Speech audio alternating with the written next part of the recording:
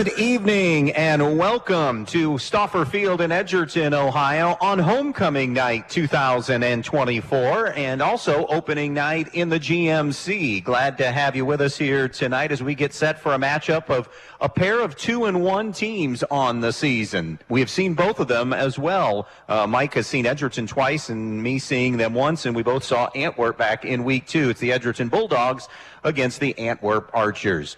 Welcome into our pregame show brought to you tonight by Allied Molded Products. Think inside the box with Allied Molded Products. As I've already introduced, Mike Bumb, former head coach of the Hilltop Cadets, joining me here this evening as he does pretty much each and every week. And Foz, opening week in the GMC, we're going to start to see some storylines potentially unfold, at least the beginnings of them tonight in week number 1 of conference play. Let's start with the Williams County team here in this game tonight, a team that you've seen on 2 separate occasions, and that's the Edgerton Bulldogs. They come in as one of the high-octane offenses in Northwest Ohio, both in points and also in yards per game, and they've been really good, obviously, there as advertised. Also, I think maybe one of the big areas that has helped them off to a 2-1 start is the improvement we've seen on the defensive end. That's just me in seeing them from last year to 1 game this year. I'll let you kind of talk a little bit about overall thoughts on this Edgerton team as we start our coverage tonight. Well, I think it begins with obviously the ground attack, and it's a veteran offensive line. They returned 4 of 5 starters from last year. And of course, we're talking about Ty Leplemeyer and Bryce Schroeder and Braden Stark and Uriah Rivera, all very big, experienced offensive linemen. Really, 5 of their top 6 returned from last year, so they thought that they would be much better up front. And then you add, which I would say arguably is the best player in the GMC, of course, in Joel Walkup, who's right now leading the GMC in yards, even though this is the first contest, the GMC contest, as we open up. He's legit, both offensively and defensively. And then you talk about the evolution of the quarterback play with Maddox Baker, who struggled last year as a sophomore. Undersized, love what Coach Brody Flagle has done with him. Never puts him in a bad situation that doesn't play to his strengths. Does that make sense to you? Always rolling him out, always having play action, throwing on downs that are unexpected. Consequently, right now, Maddox Baker is one of the most efficient quarterbacks in Northwest Ohio. I'll take that a step further. We have a lot of good quarterbacks in our area. Guess who's number 1? 85% completion percentage, Maddox Baker. Now listen, he has evolved into a really good running the football. He's been effective. And then you just talked about his completion rate. Now, that's obviously the kid making plays because it's a player's game. Don't ever forget that. But you got to give a lot of credit to Brody Flagle and his staff. And I've watched them twice this year and just love what they do with him. It's everything. It's to his strength. And again, as I said, not to be repetitive, don't ever put him in a position at only 5'5", 5'6", whatever he is, that he can't have success with. And I think with that, the accompaniment of Walkup, you got some good wide receivers. Scotty Krantz, of course, he's not going to play tonight, but Kellen Sanchez has been just fantastic all year, electrifying. It's became a really good offense for Edgerton. You mentioned that is one of the storylines, a one weapon missing tonight, and that is the wideout Kellen Sanchez, who's also, and they had to maybe tweak some things defensively because he's part of that really talented and athletic defensive backfield that has been ball hawking all over the place this season. He's out with a broken bone in his hand. He's wearing a soft cast. They're saying it looks to be around 4 weeks-ish before he gets back. So we're going to see some new blood on both sides, offense and defense tonight. I want to flip the script real quickly, though, and dive into Antwerp. Rough week in the week we saw them, but that loss in an horrific fashion to Eden, they owned them from the beginning, then sandwiched around a couple of wins. Yeah. I know. Part of that's competition. They've beaten Montpelier and Hilltop, a couple of undermanned teams, but they have done it impressively, taking care of some business in getting to 2-1. So all things considered, I think Jason Hale has to feel pretty good where he's at heading into GMC play. Absolutely, I do too. 2-1, just graduated. They're the greatest class that they had in school history. So they have a lot of people that didn't get much experience last year for them. A lot of empty parts are parts that needed to fill from stars. You talk about Leasty, and you talk about Aldemus, and you talk about Brewer. Those are kids that you just don't get very often in your small school ranks. So there was going to be some growing pains. Week 1, as you said, played an undermanned Montpelier team and won convincingly. Then reality kind of sunk in when they got into contest with Eden Blue Bombers, who was a veteran team, and we had done that game, and it was really, really ugly. And it's one of those games I think maybe Coach Hale just kind of took the film and threw it in the trash. I'm not so sure that you could get a lot of value out of that. But to their credit, come back the next week, as you said, against Hilltop and win convincingly in that game. So now they start GMC play, and you're going against a team. You're going to be heavy underdogs going into this game. So it's going to be a difficult test for them. I think the matchup is a little bit better for Antwerp against Edgerton than it was against Eden. And I think Eden and Edgerton are comparable teams simply because I thought Eden's athletes were just too much on the perimeter for Antwerp. I think Antwerp can hang a little bit, maybe get some stops. And hey, listen, one thing that we can say about Edgerton that they need to correct against good football teams is they're a heavily penalized team, and it's hurt them this year. It hurt them against Eden. It hurt them last week against Montpelier. Montpelier hung around the first half and had no business hanging around them, and that was mainly self-inflicted wounds. Going to take a break here. Just getting started on our Allied Molded Products pregame show. When we come back, the Brian Ford Lincoln conversation with the head coaches, Jason Hale of Antwerp, Brody Flegel from Edgerton. They'll join us next here on B-Rock Sports. Statistics show that for most crops, pivot irrigation increases yields by at least 100% over dryland farming. Even in areas that get enough rainfall, timing is everything. If it doesn't come at just the right time, you could be losing yield. Maximize your production with pivots and linears from Valley Irrigation. Make the most of your acres. Contact Andy Farnham at AG Irrigation today, 419-212-2528. That's 419-212-2528. Brian Home Buyers. The real estate market is shifting, and that means you can find some better deals. For instance, Misty King of Amerimaid Realty has sweetened the deal on the incredible home located at 104 Fountain Grove Drive in Bryan, with 4 bedrooms, 2 bathrooms, a usable basement, 2-car garage with office and workshop space, large yard, and over 2,200 square feet of living space. This one is a steal at $199.9. Want to check it out for yourself? Call Misty King at 419-633-4997 today. That's 419-633-4997. Misty King of Amerimaid Realty, your hometown real estate pro. Hi, this is Mackenzie Now with Andrews O'Neill & Lowe Insurance Agency. Having a winning tradition for over 100 years is a big deal for any team. As our team at Andrews O'Neill & Lowe Insurance Agency celebrates this milestone, we know success does not happen by accident. It takes great teammates and partners like Central Insurance. By dedicating ourselves to the community, our clients, and each other, Andrews O'Neill & Lowe has consistently risen above the rest in protecting your family, assets, and businesses.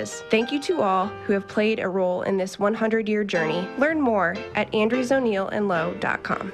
Edgerton Forge, located on US 6 just outside of Edgerton, are proud supporters of Edgerton Bulldog athletes. Looking for a new career? Apply online at edgertonforge.com/careers or stop in and see them for an application and tour the facility at 257 East Morrison Street in Edgerton, Monday through Friday from 7 a.m. to 1:30 p.m. Join them as they forge into the future. Good luck and play tough tonight. Go Bulldogs! Welcome back to the pregame show. Time now for our conversation with the coach, presented by Brian Ford Lincoln, and we are talking with Edgerton head coach Brody Flegel. And Brody, coming off another nice win for your boys last Friday night over Montpelier. As you look back at that game, what were some of your takeaways from the win Friday night?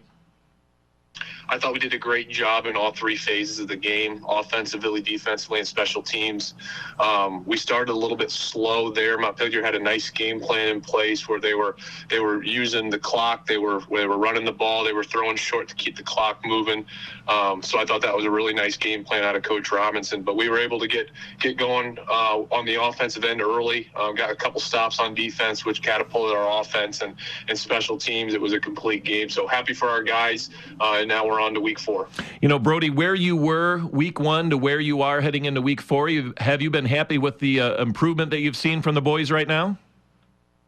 Yeah, I think we've seen a lot of good things from a lot of players. And like we've talked in the past, we got a lot of players that know multiple positions. So I feel a lot more confident in that area now that guys have the versatility to play multiple positions. Our roster numbers are not where they normally are. So guys are going to need to be able to do that on the fly in real time on a Friday night. So we're dealing with a few injuries. So some guys have stepped up, and we're looking forward to competing on Friday.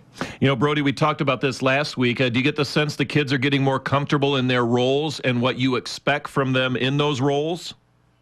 Yeah, a lot of things offensively and defensively over the last 5 years have not really changed, and with this senior group, the last 4 years has been pretty consistent. So they're very comfortable in what they're doing. Our younger players are coming along. I think our sophomores and juniors are very comfortable in where we're at, and we only have 2 freshmen this year, so they've picked up on things, and they're going to probably be contributors here before long. So yeah, I think our kids are very comfortable. They're playing fast, and we can definitely see that on film compared to last year. You know, Brody, I know each and every day, each and every week, you're looking to get better, to improve. Where do you think this team can continue to get better? I think it's just that consistency piece, and I say that word a lot. Last year, we were not a very consistent football team. We did some good things, but we also did some things that could hurt us. So this year, we've really cut down on those self-inflicted mistakes, the penalties, the snaps, the missed tackles. When you can be consistent, you give yourself a chance to win, and we got a lot of guys that can make things happen. So when you have those 2 factors, it always gives you a shot on Friday night. All right, league opener for you. You welcome in Antwerp. Tell me what you know about them. Well, they have a history of winning, and whenever you have that, that does a lot for the kids' mentality, their mindset. They've had a lot of success in the past, so they have a lot of players that have not necessarily been starters, but have been contributors in the past. But now those guys are starters, so those guys are hungry. They're going to have a lot of size up front on both sides of the ball. Their quarterback's a nice athlete. He runs the ball really well, and they got some receivers that can really hurt us. So we need to have a great week of prep here. We need to make sure we're aligned properly and we're executing on defense, but they're going to present a lot of challenges. Coach Hill does a nice job with those guys, and in GMC play, things are just a little bit different, so we need to be ready to go. Could you see this being one of those games, Brody, where it's one down in the trenches Friday night? Yeah, and I think it's going to be a 4-quarter game, and I think up front, it always starts up front. But specifically this week, I think we match up well with them on the perimeter, and they have some athletes on the perimeter as well. So I think it's going to come down to O-line, D-line play, who can win that first level for 4 quarters. Other than that, give me a couple of big keys for Edgerton in this one. I think it's just taking care of the football offensively. Okay, we've shown some good things offensively, and when we eliminate our self-inflicted mistakes, we can move the ball and we can score points. So, and up front, it's going to start up front, like we just said. Our O-line, they need to set the tone early. We want to run the football, so we're going to have to make sure we are sustaining and finishing blocks up front. It's our conversation with the coach, talking with Edgerton head coach Brody Flegel. Brody, always appreciate the time. Best of luck Friday night.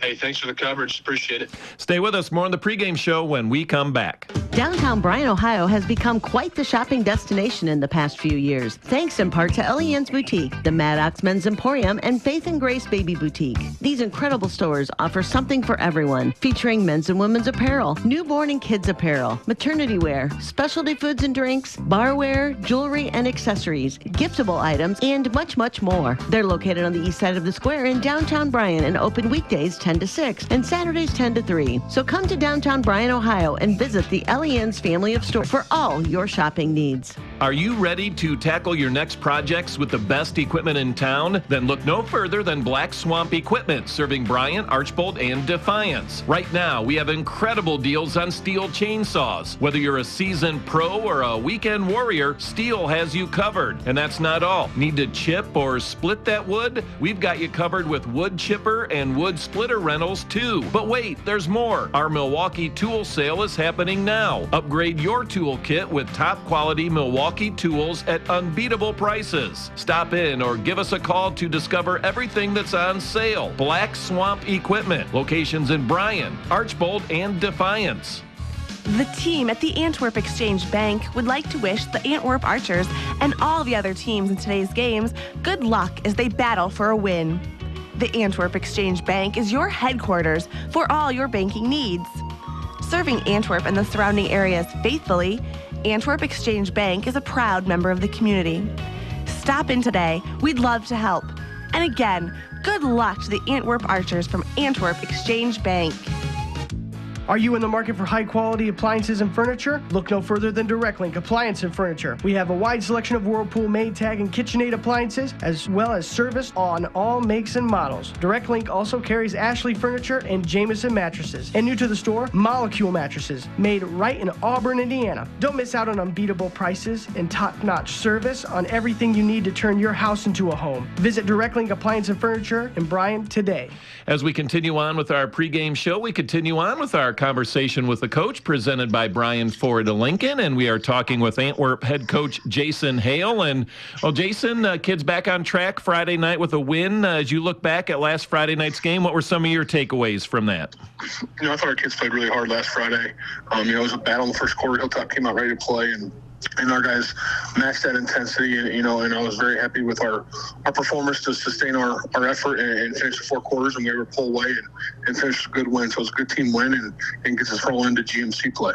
All right, 3 weeks of non-league play. What were some of your takeaways, some of the positives that you've seen from the first 3 games? I think our guys are starting to develop some of their roles, and we're starting to understand who's going to play where and be successful at what. We're really trying to find out what our team is, what we're made up of, and it's been really great to see. And also been extremely happy with our defense running the football. We faced a good Eden team in week 2, so that's kind of obscured the stats a little bit, but they're a really good team. But we felt like we've played pretty well for all 3 weeks, so we're going to need that going into this week. You bring up a really good point about kids getting comfortable with their roles and comfortable with what you as a staff expects from them. I mean, even with returners, each season is a little different in what their roles are, right? Yeah, absolutely. Especially after you lose, we lost 14 seniors from last year. Our seniors this year, they've played a little bit and understand that. So, they got to understand how to be leaders and develop what their main role is going to be and who does what role. So, that takes time. And I feel like, we're finally into the process of week 4 that guys are understanding their roles and they're starting to buy into what we're doing, and we're getting better. X's and O's wise on the field, what do you perceive the strengths right now? What do you see that you're happy with right now? I think, we've been playing some young offensive linemen up front, and those guys are starting to gel. We're starting to be able to run the ball. We ran the ball well versus Hilltop. I think, Zach Salas had 116 yards rushing, he's a sophomore running back. Derek Hines did a great job, running hard. So, the run game's starting to come around. That's going to stop our pass game. So, just execution, that's going to be the big thing moving forward. I think we're trying to do that. And defensively, I've just been really happy with, our defense is being aggressive and running the football. And that's something that, you can't coach just effort and guys playing hard. And that's what's been great to see on defense. On the other side of the coin, and I know you're looking to get better, Coach, each and every day out, each and every game. Are there any areas that you guys are spending some extra time on? Maybe some areas as a staff you say, we need to kind of clean this up?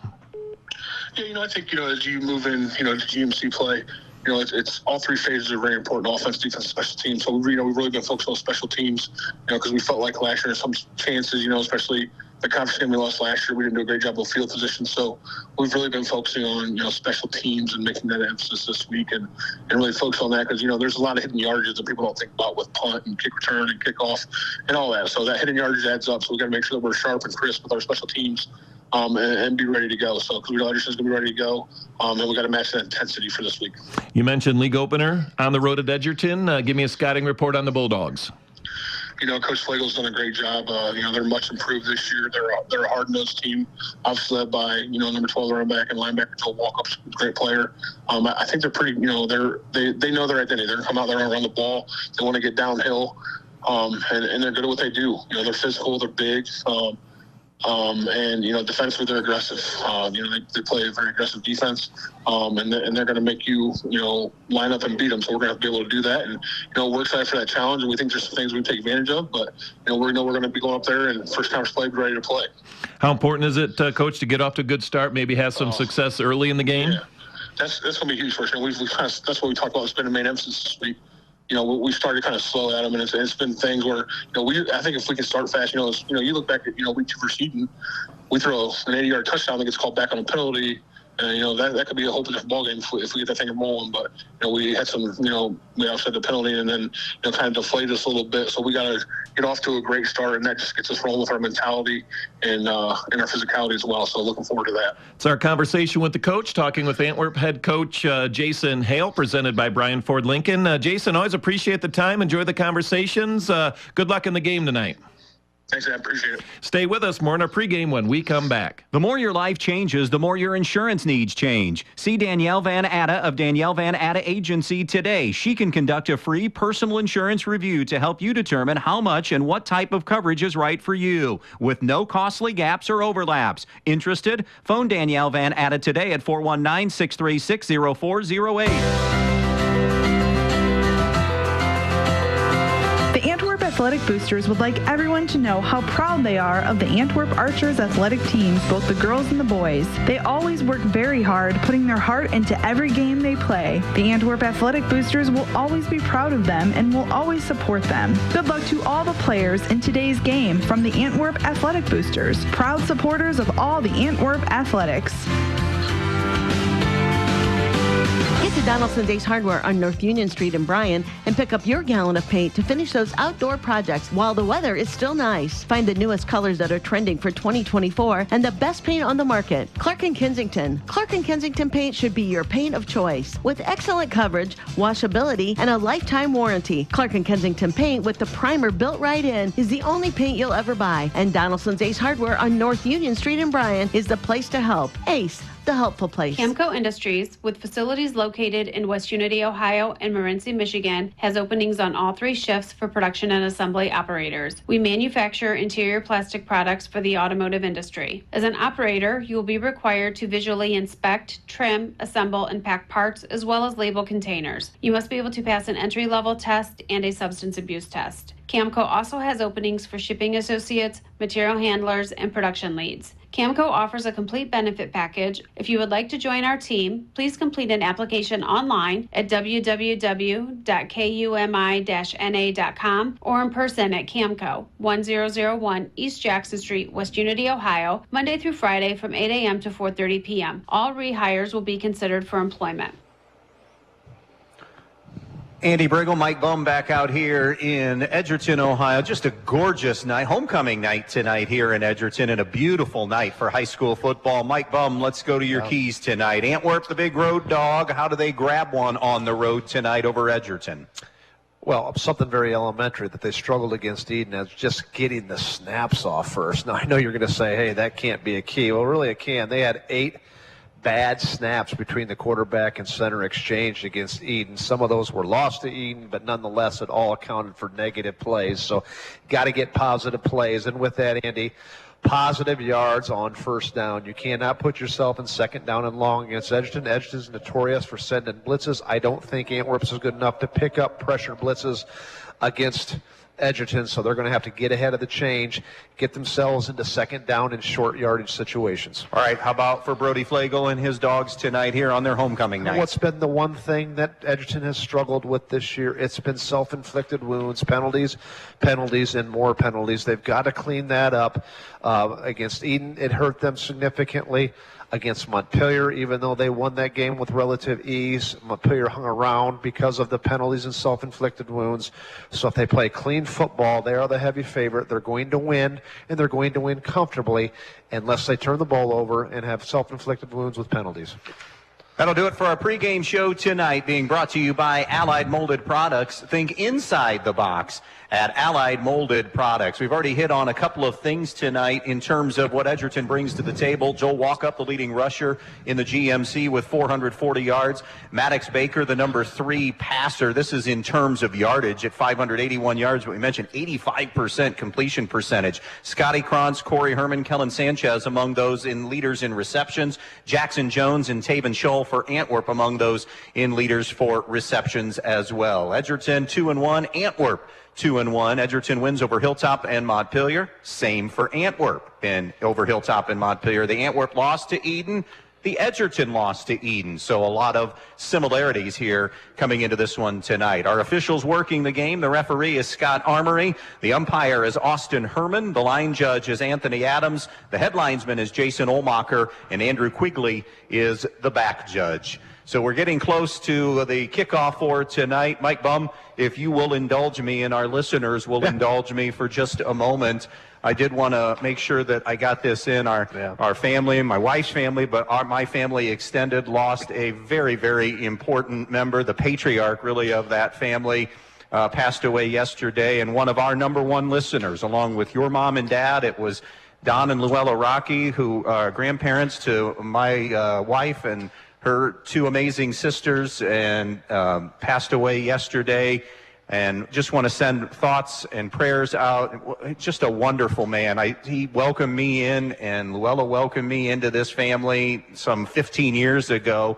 And I've always enjoyed my time. I just stopped in July. He razzed me a little bit about his Tigers taking 2 of 3 over my Dodgers, and always enjoyed my visits. He never missed a broadcast that we did, you and I together, Foz, and that extended to basketball. It obviously started with great-grandsons that were playing, but would listen to anything and everything that we had on the air. It's a tremendous loss, but the comfort that we all can take is he is with his soulmate now for eternity. Don and Luella will be together, and their son Lyle, my wife's father, they're all up there and in one big rejoice right now in heaven and looking down. We got great listeners up in heaven tonight. And so now the onus, the torch is officially passed to your mom and dad, is tuned in every week now in Walton Chip. So just wanted to make sure that I got that out there and made mention of that Don, we are going to miss you like crazy. And thanks for all that you did for me over these 15 years and beyond, especially knowing he knew me when I was that snot-nosed kid, always making trouble in church way back, and trouble for my grandma, and him and Luella kind of became de facto grandparents to me after I had lost mine as well. So I did want to make mention of that tonight before we dove into the broadcast this evening. So Edgerton and Antwerp. Edgerton in the all-maroon uniforms tonight with the yellow numbers, the gold numbers. Antwerp in the white jerseys with the blue numbers, black pants and blue stripes here this evening. Brody Flagel in his 5th year, 20 wins and 22 losses, has done a nice job. A win tonight, by the way, Mike Bumb, eclipses their win total of last year, where they were an atrocious 2-8. And he said, we have to get back to playing proper Edgerton football. And part of last year's problem was mistakes. They still need to clean that up. And also mistakes via turnovers as well last year. They were susceptible to some big plays on the defense. And I think one area that we need to make mention of here for Edgerton, you're seeing that defense round out, and also that play up front. Remember those teams of 17, 18, 18, 19, where they were physical up front? Yeah. You're seeing more of that with this offensive and defensive line. Not maybe to that level yet, but much more physical. Shotgun, spread attack, but they run the football. Don't let that fool you that they're spreading wide receivers all over the place. They want to play smash mouth football. They want an efficient quarterback. Boy, has Maddox Baker been efficient. He's the most efficient quarterback in Northwest Ohio. I believe they've got one of the best running backs in Northwest Ohio. They've got an experienced offensive line. Defensively with Trey Flower, the leading tackler at linebacker. And then how about Mr. Leplemeyer? Six interceptions this year. Here's the opening kick that'll be fielded by Taven Scholl on the near side. Reverses field, gets into the middle of the field. Jackson Flower made contact and also got cleaned up underneath there by Brett Payton. He'll be shy of the 30, but still a solid return to give Antwerp pretty good start to this opening drive of the football game. Again, the keys of the game, so important for Antwerp to have positive yardage on first down, put themselves in second and medium, second and short situations. If they get behind the change against Edgerton, I think they're going to struggle because I don't think they can handle Edgerton's pressure, and Edgerton likes to bring the heat. They'll move left to right here on this opening drive. The quarterback, of course, for the Antwerp Archers is Derek Hines. He'll have one running back. Shaw is in there. A receiver to the near side. A little mini rollout now for Hines. Hines with pressure, and he will be leveled on the play. Joel Walkup with tremendous closing speed gets him for a sack and a loss of 3 on the play. Second down and 13. Exactly what you just can't have. Again, pass protection, finding open receivers has been a problem for Antwerp, and they're just not going to have much time to throw the football tonight with the pressure up front. But even more so, the coverage in the secondary. We mentioned Leplemeyer, 6 interceptions. Sanchez is not playing tonight, but it's a good St. Clair, Scotty Krantz. It's a really athletic secondary. Loss of 3, so it'll be second down and 13. They'll empty the backfield. 3 receivers to the far side. Throw a bubble screen over there to that far side. It's caught by Caden Winslow. Has the sideline before he's shoved out of bounds by Krantz, but he needed 13 and collected 15, but hold on. There is a marker down on that far side, and Foz indicated very quickly it's a hold against Antwerp, so that first down is coming back. Yeah, on the wide receiver out there, number 2, I believe it was. Dane Shaw. Listen, that's a tough call. I know it's right on the Antwerp sideline, and they're not a fan of that call, but it did look like he got some cloth. So that will send Antwerp in retreat mode back inside their 20 to the 17-yard line, and suddenly this becomes a 2nd and 23 now for this Antwerp offense. Now, in fairness, this statement I'm going to make, not a lot of teams are good in 2nd and 23, but this is an Antwerp offense that isn't equipped to dig themselves out a hole like maybe last couple of years teams have been.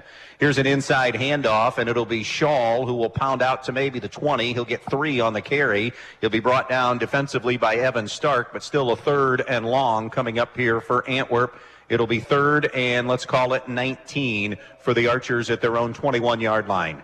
Hash mark far side of the field, moving left to right. Opening drive, opening quarter of this homecoming game, opening week in the Green Meadows Conference. By the way, the other matchups tonight in the GMC, Tenora's at Hicksville, Ayersville at Fairview, Wayne Trace is at Paulding. Paulding, by the way, has not allowed a touchdown yet this season, and the defense hasn't allowed any points. The only points given up by Paulding's a safety. A rollout from Hines on the near side. He's under some pressure. Actually, that's Rogie, who is the Hampton Rogie took that snap, and Rogie is going to be sacked back at the 13-yard line, maybe back at the 10-yard line. That'll be a loss of 11, and it'll be a 3-and-out for Antwerp. Great job by that Edgerton defense. Coach Hale is trying to get Hines outside of the pocket, knowing that he's not going to have much time to throw. That was Rogie that time. Rogie, that came in for him, knowing that he's just not going to have very much time to throw. But Edgerton, again, just putting pressure on it, blitzing with the linebackers, and slanting to the play side was all over him. It is 4th and 28, and Hines will punt it away. It's a high, hanging, short punt of 30 yards fielded by Scotty Krantz, and Edgerton will start on the plus side of the field at the Antwerp 40-yard line. 1st and 10 for this Bulldog offense. In the NWOAL, it's opening night there. Wassing a quick strike on Swanton. They lead that 7-0. Over on our sister station, Q96.5 tonight, you can hear Brian and Delta. That game could be over at 8:15. Mike Vickers runs again. Last week, they had 430-plus yards on the ground, 8 yards through the air, and I believe I saw that they only threw 2 passes. A lot of different ways to win. So we'll keep an eye on that and everything else around the area. Wing to the right, receiver to the left, tight end to the left.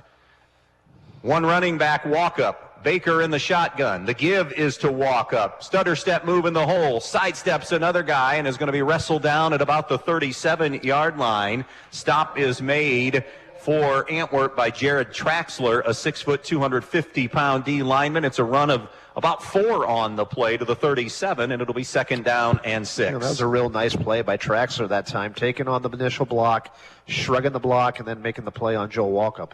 First possession for the Dogs. They're going right to left, snapping in the shadows right now, driving towards Sunshine. Cronson a one-on-one to the left. Double tight set, wing to the right, walk up the lone setback, shotgun look for Baker. He'll pull it and run. Baker can't get on the outside. He's swallowed up by Jackson Jones, one of the leading tacklers for this team, who fought off the block of Carter Gibson, and no gain on the play, and now it'll be 3rd down and 6. Little option route there by Maddox Baker. I love the conception of the play. However, as you said, number 30 did a great job that time. Jackson Jones stayed put, played assignment football, and squeezed down on the quarterback. So 3rd and 6, Edgerton. You have to figure a couple of downs here to potentially get the 6 yards at the 37 of Antwerp. 8:15 to go in this first quarter. No score on the Andres O'Neill and Low scoreboard. Walk up and Weaver in the backfield. Krantz a receiver to the left side. There's a tight end to the left. It'll be a double handoff, a reverse going to Krantz at the 40. Got a block outside 35-30. Reading another block 25. Wrestled down near the 20-yard line. He will gallop for about 17 and a first down as Walk Up coming near side gave it back to Krantz on the reverse, and Edgerton has the first down of the night. Sweep reverse. Nice job of false pulling of the guards, where both guards pulled out as if it was going to be a sweep to Walk Up, and then Scotty Krantz goes around the end, where we would call that a naked block, meaning there's nobody there. You're just trying to fool the defense. 1st and 10, Dogs at the 21 of Antwerp. 4-man front for the Archers. Now make it a 5-man look. Krantz directing Weaver over. Edgerton's down to 5 on the play clock, and Brody Flagel sees that and takes a timeout. 7.5 to go first quarter. Scoreless now, but Edgerton threatening. We'll be back in 30. Who doesn't love being number one? When your team's dominating the standings, or your favorite band rocks the charts at number 1, it feels good, right? Kind of like how it feels when you have auto insurance with State Farm. Because making you feel like number 1 is an honor your local State Farm agent takes seriously. Through the good times and not so good, your State Farm agent's proud to be here to help life go right. Call your State Farm agent, Jody Herman, in downtown Archbold today. All right, a 1st and 10 coming up here for this Edgerton offense. Brody Flagel saw that play clock was milking away, so utilizing a timeout here, his first of the half. They'll have a 1st and 10 at the 21-yard line. Got some scores to pass along. Montpelier feeling like they're going to have a good shot tonight at a win. They're at Van Loo. They're up 7-0 in that one on the road. Meanwhile, Delta has a 7-0 lead on the Bears in Fulton County. Here's Walk Up in the middle, now bounces to the left. Walk Up gets out of a tackle. 20, 15, 10 to the 5, and muscling his way towards the end zone. He's going to be short. He was battling down there with Dane Shaw, and also coming up was Zach Salas to try to make the stop, and he'll be short of the end zone. Mark him at the 5, make it the 4, and it'll be 1st and goal at the 4-yard line. Edgerton going tempo now. Walk Up in the backfield. Walk Up looking for a hole. Walk Up off the right side, not going to get to the end zone. He is stacked up on the play. Jackson Jones led the charge along with Jared Traxler again.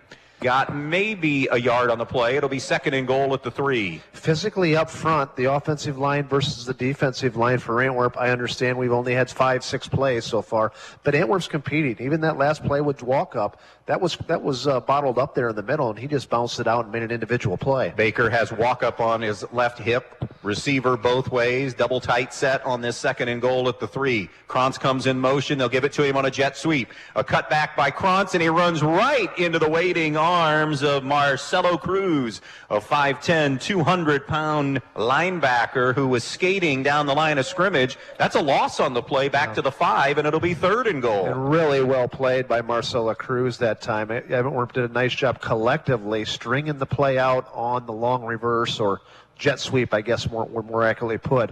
But up front, like I said, Antwerp is physically hanging right now. Edgerton's not pushing them around like maybe we thought they would do in the early going. Liberty Center draws first blood, 7-0 over Archbold tonight. Halfway through the quarter here, we have a 3rd and goal just inside the 5 at the 4-yard line. Walk Up the only running back. Walk Up gets the call. Walk Up cannot get away. And again, that D-line winning up front, doing a nice job, and it allows Michael Roars to get to the football, and it'll be 4th and goal at the 5. Now, Edgerton does have a good field goal kicker in Eldon. They feel very comfortable with him from 30 yards and in. However, it looks like Brody Flegel is going to go for it here. Now, this is probably going to have to be a passing situation, and it's going to be one of those situations where Antwerp's going to know it's a passing situation, something that Edgerton does a good job of putting themselves in situations and putting Maddox Baker in situations where the defense knows it's going to be a runner pass. 4th and goal at the 5. 3 receivers to the right, and Brody Flegel has to utilize another timeout. So he burns 2 on this drive. We're going to keep it here with 5:19 to play first quarter and a scoreless game, and a 4th and goal at the 5 coming up. What are you dialing up here if you're Brody Flegel? What do you like here play call-wise? I think the play-action pass is not going to be very effective because I think Antwerp right now, their coaches are saying to them they've got to throw the football. So I think it's going to be some kind of a sprint out. You don't want to drop Maddox Baker because of his height deficiencies that he has straight back. I think you're going to have to roll him out and have a quick little out pass or a quick little stop route before Antwerp can adjust to it. Look for Antwerp now to be in a man-to-man situation here. They're probably not going to play zone when you're on the 5-yard line because you can't react quick enough before the team can get in the end zone. So it looked like it's going to be man-to-man across the board. Maybe a pick route here on the side and a sprint out route by Maddox. 4th and goal at the 5. Walk up in the backfield. 3 receivers to the right, 1 receiver to the left. Baker in the shotgun on this 4th and goal at the 5. Baker back to throw. A sprint out to the right. Gets away or tries to get away, throws towards the end zone. It's off the hands of Krantz, and Herman tried to make a diving stab off the deflection. Could not. It goes incomplete, and the Archers defense comes up with a stop in a goal-to-go situation. That's a big win for Antwerp that time. If nothing else, it gives your team confidence that, hey, physically we can hang with Edgerton. Now, offensively, you got to get something going if you're Antwerp, but defensively, I think this is a pretty good matchup. We thought it would be a better matchup, Antwerp versus Edgerton, than it was Antwerp versus Eden. So far, at least on that side of the ball, it has been. 1st and 10, Antwerp at their own 5-yard line. Ball resting middle of the field. They move left to right. Rogie is the quarterback. Hines is going to line up as a halfback. Salas, the other halfback. 2 receivers far side. A little pump and go route looking downfield, and it's off the fingertips of Taven Shaw. Shaw had Baker in his blind side, but they just could not make the connection. Yeah, what a well-thrown ball that time by Rogie. It was on the money, and no other way to put it. Shaw just dropped the ball. So 2nd down and 10. From their own 5-yard line. 5:07 to go in the quarter.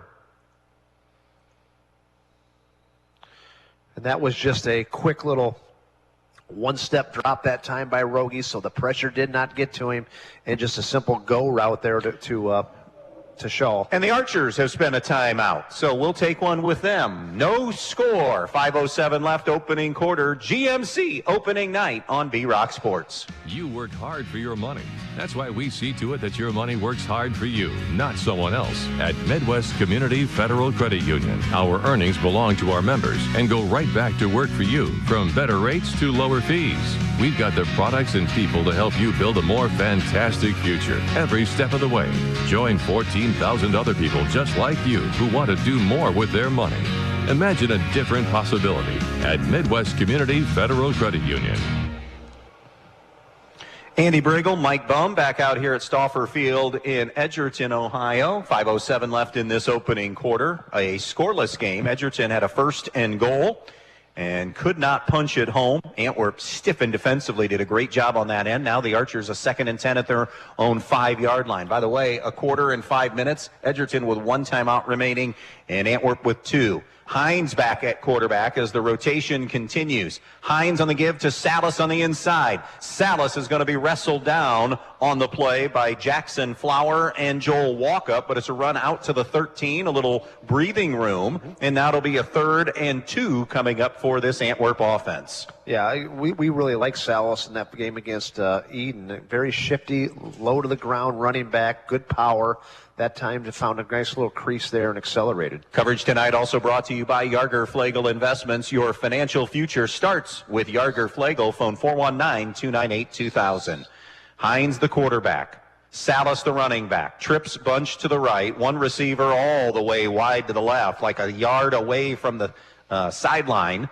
Edgerton shows blitz. Salas runs where it is. Flower decks him, but he's going to have the yardage needed for the first down. He picked up 4 on the play. And there was a hole there, but boy, Zach Flower just closed in a hurry on that. Trey Flowers, excuse me. Jackson Flowers, excuse me. Closed on that in a hurry, and boy, like you said, Andy, he put the hammer down. Montpelier has had 4 snaps in the game, and they have scored 2 touchdowns as they have a 14-0 lead on Van Loo. Van Loo is the smallest school in the state of Ohio that has 11-man football. And boy, they earned a lot of respect from you and I last year when we saw what they had with 14 kids. You better believe it. Here's Rogie getting the snap. Rogie on a slant. It's tipped and falls incomplete. Getting his hand on that was Carter Gibson. All right, so we've now seen things here for a couple of series for Antwerp. Talk a little bit about the quarterback switching that's going on with Rogie and Hines. How do you manage that? You know they've worked on it, so how do you manage that if you're Antwerp? We saw a little bit of it against Eden, too. It sounds like just trying to find whoever's got a hot hand. Rogie a little bit longer, maybe a little bit better of an arm, can drop straight back and make some plays. Hines probably a little bigger and stronger as far as a running style of a quarterback. So I think they're just trying to find someone who's got a hot hand. Rogie swings it far side. Pass is going to be caught by Shaw. Shaw looking for a block. Gets out near the 25-yard line, so he'll pick up about 8 on the play before Krantz and Herman converge on the tackle. But it's now 3rd and maybe got 7 on that pass play, so we'll call it 3rd down and 3 coming up for Antwerp. And they're going right to the ball here in a hurry. Edgerton hasn't gotten themselves settled from a huddle, and they're in all kinds of scramble mode. Trips to the right, tight end to the left, 3rd down and goal, or 3rd down and 3, I should say, from their 25-yard line. 3 minutes to go, first quarter. No score. And now movement by the Archers. They were all kinds of confused. A couple of linemen were moving, and a wide receiver was moving. And sometimes you'll see that when you have 2 quarterbacks rotate, it's a different sound, a different cadence, a different command of the huddle. So, some people think, why don't you play 2? Well, it's a little bit more trickier than you think playing 2 quarterbacks versus 1. And Jason Hale knows, of course, over there, very frustrated that he doesn't have the team or the roster that can overcome penalties. He's got to play clean, and frustration sets in because they were doing some good things there, and now they're in a 3rd and 8 situation. Yep, 3rd and 8 coming up now. 14-0 Liberty Center on Wasion in the first quarter there. 3 receivers right, tight end to the left, empty backfield for Rogie, the quarterback. They'll roll him out to the right away from pressure. Rogie on the move, and it is broken up on the play. Corey Herman tapping that one away from Taven Shaw nicely, and it forces a 4th and 8. Well thrown ball by Rogie, and as you said, even a better defensive play there by Corey Herman. Really like this secondary for Edgerton.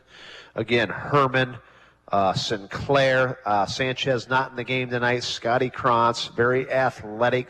Leplemeyer, the best of all of them. It's in a very athletic and have extremely good, something you don't see in high school football all that much, extremely good ball skills. Being able to adjust at the ball while the ball's in the air. Now, Edgerton not completely buying a punt here. Nobody is back, and there's a flag down. Yeah. It's going to be a false start on Edgerton, or on Antwerp. It's got to be a punt. So here's what you need to do. You need to rush that. You're going to get a block because the quarterback is only 5 yards back from the center. And it's really not tricking anybody. Edgerton has somebody back. Rush that in the middle there. You're going to get a block. So 4th and 13 now, and Hines will await the snap near his 7-yard line. The field position battle being dominated by Edgerton, but still no score. Yeah. There's the quick punt that will bounce at the 45, take an Antwerp bounce all the way into the other side into Edgerton territory. Very conservative by Edgerton. I'm a big fan of Edgerton coaching staff. I'm a big fan of Edgerton. You go get it, don't you? Didn't like anything they did there. They moved Krantz up and put him in a defensive posturing situation. There was nobody back to return the punt. They could have blocked the punt because everybody knew it was going to be a punt. They weren't faking on 3rd and 13 on their own, 14 or whatever on their own 12-yard lines. It just wasn't going to happen. But consequently, a good field position, or the field is flipped in Antwerp's favor.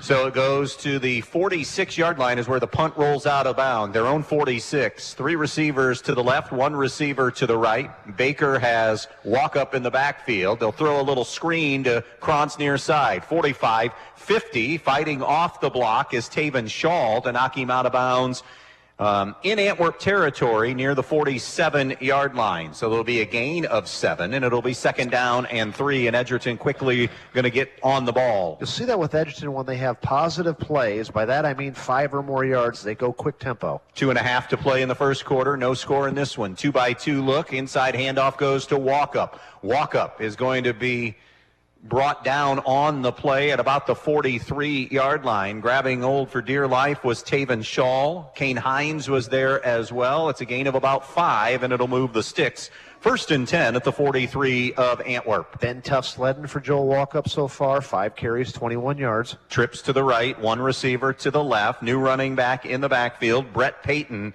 getting the opportunity here as they'll give Walkup a blow. Play action fake. Baker in the flat throws it a little bit wide of Caden Sinclair. Felt a little pressure coming that time from Antwerp. The heat coming from Keegan Gray-Wyckoff. And it'll be 2nd down and 10. Montpelier now a 21-0 lead over Van Loo. We thought this would be a golden opportunity for the Locos to grab win number 1 of the year tonight. Very happy for Montpelier, but also want to give, as you and I said, great respect to Van Loo, a team, the smallest school district in the state of Ohio. Could go to 8-man football. They're still playing 11-man football. You better respect that, not make fun of it. 2nd down and 10 from the 43-yard line. Walk up back in. 2:06 left in the quarter. No score in this one. Walk up, the handoff. Walk up at the 45, and he'll get to about the 41. Keegan Gray-Wyckoff, 6'4", 255, hammers him to the turf there, and it'll be 3rd down and 7. Listen, we've only played about a quarter here. If you're asking me what I've been most impressed with, maybe it's because I'm most surprised by it. It's been the defensive front 7 of Antwerp. Edgerton, who the first 3 games of the season have really manhandled their opponents, even really Eden for much of the game up front, is not moving Antwerp off the line of scrimmage. 3rd down and 7 for Edgerton at the 41. It's an empty backfield. 5 wide look, 3 to the right, 2 to the left. Baker rolling right, on the move, finds Herman at the 35. He gets out of 130, 25, 20, and a touchdown saving tackle made on the far sideline by Caden Winslow. On 3rd and 7, though, they cash in and move the sticks. Yeah, look for Edgerton now to go tempo whenever they get positive yardage. By that I mean 5 or more. They're on the line of scrimmage quick and ready to call play. Usually the case, not so much this time. Hey, concerted effort for Edgerton this game to get Scotty Krantz the ball. That's already his 5th touch. That was actually Herman on that reception, far side. Gain of 22 on the pass play, but they have done, to your point, though, they have done a good job of looking his way. That's a pick that should have been made. No receiver was looking for the football, and I think the wideouts on the near side thought it was intended for Weaver. Nobody had turned. It was a set play that was coming up, and Taven Shaw had it go through his hands, or else he is stopping this drive with an interception that time. But it was a great break by Taven Shaw. He really broke on that ball effectively, just didn't look it through and catch the ball. 2nd down and 10 at the 14-yard line of Antwerp. 1:13 left in the quarter. No score. Edgerton's been here before in this one. Snap, quarterback draw to Baker. Baker looking for a crease off that right side. Isn't going to find much running room. Derek Hines hauling him in with a little help. Baker will get about 4 to the 11-yard line, and it'll be 3rd down and 6 coming up. Even the positive play, and we would all agree a 4-yard running play is a positive play, but it's tough sledding in there for Edgerton. The holes are not big. Everything is kind of congested in a phone booth. Give Antwerp defensive line a lot of credit. Twins left, twins right. walk up the running back, 3rd and 6 at the 11-yard line. Baker shotgun. Baker on a fade route looking for the end zone, broken up by Shaw. They were hand fighting down there, Shaw and Carter Gibson. The officials letting them play. I'm okay with that because I think it was something going on both ways, and now it'll be 4th down, and I think Edgerton going to try to get points. They will with Parker Eldon. 100% agree with you. The Edgerton faithful want a pass interference. I don't think it was. I think it was a good no-call play on, and now we get to see Parker Eldon, who the Edgerton coaching staff is very high on, a kid that's spent a lot of time as a kicker, and they feel pretty comfortable from 30 yards and in with him. This is a spot at 18, so a 28-yard field goal attempt. Herman to hole. Snap. Spot. Kick on the way, and the kick is no good. And Antwerp, another stop in the red zone. Right now, defensively, Antwerp's fired up over there. They should be. They are really outplaying Edgerton now. They got to get something going offensively and get the ball into Antwerp territory a little bit, string together a couple first downs, not penalize themselves like they did last series after 2 first downs, and that's going to be the chore. Can Antwerp manufacture enough offense to be competitive in this? Hilltop 6, North Central nothing late in the first. Defiance leads Van Wert 14-0. North Central looking for their first points on the season here as we play in week number 4. They've been blanked 3 straight weeks. 2 receivers right, wing to the left. Salas the running back, Hines the quarterback. 1st and 10 at the 20-yard line on this snap. And nothing doing. Back to the line of scrimmage is it for Salas. And it will be, or is it Hines? I beg your pardon, Hines on the run. And that might be the final snap of an opening quarter that saw Edgerton live in Antwerp territory but have nothing to show for it. 12 minutes of football complete. Homecoming night in Edgerton. The Dogs and the Antwerp Archers. No score. You're listening to Week 4 of high school football coverage on B-Rock Sports. Your friends at your neighborhood Eden Farmers Co-op Country Store would like to invite you to stop in at the Eden, Montpelier, and Edgerton stores to check out their complete line of pet supplies, animal feed, and outdoor products. Their friendly, knowledgeable staff is ready to answer all of your questions concerning their complete line of Kalmbach, Land O'Lakes, and much, much more. For your convenience, your purchase can be carried to your vehicle by one of their employees. Be sure to stop by soon and see them at your hometown country store, the Eden Farmers Co-op. Peltz Lumber of Montpelier and Pioneer is here to serve you. Not only have they been offering the finest in building materials for generations, but they also have a website with over 80,000 items for you to browse right at your fingertips and in your own home. Just go to peltzlumber.com and hit the products button, and there it is. Tools, hardware, lumberyard, and building materials, windows, doors, kitchen, and bath. Check out all the items you need and the prices and stop by the store in Montpelier or Pioneer, or give them a call at 419-485-3059. Peltz Lumber, building for a new generation. Welcome back out here to Stauffer Field in Edgerton. We have a scoreless football game, and Antwerp's hung in there despite losing the field position battle in the first quarter of play. Yeah, again, very impressed with the fight, especially in the trenches by Antwerp. They have not gotten pushed around. But you know what? Let's also give credit on the other side that Edgerton's dominated the game too. So it's been a defensive-dominated game on both sides. Yep, because Antwerp hasn't gotten anything generated offensively. Rogie back at quarterback. He'll swing it to the right to Dane Shaw. Shaw on the short side of the field does manage to collect 4 yards on the play. I don't know what the official's seen over there. He dropped the football, Ange. And it was not a lateral pass. I hope someone comes in and he's going to talk to the... But that's clearly a drop and was picked up by Shaw. And now the officiating crew is coming together. Officials have been under fire this week in Northwest Ohio from the Archibald Tenora game. And they made the right call there. I don't know how they could have missed that, but nonetheless, that's what a good crew does. They get together. I don't know how they missed the field goal I've kick. got thoughts about that. Hold on. When we get some time, the engine and the files, we're fair people, right? We're not gonna get on the hype train. So when I get some time here, if you would allow me. We got plenty of time at halftime. We'll talk a little bit about that. 3rd down at the 20. 3rd and 10 coming up.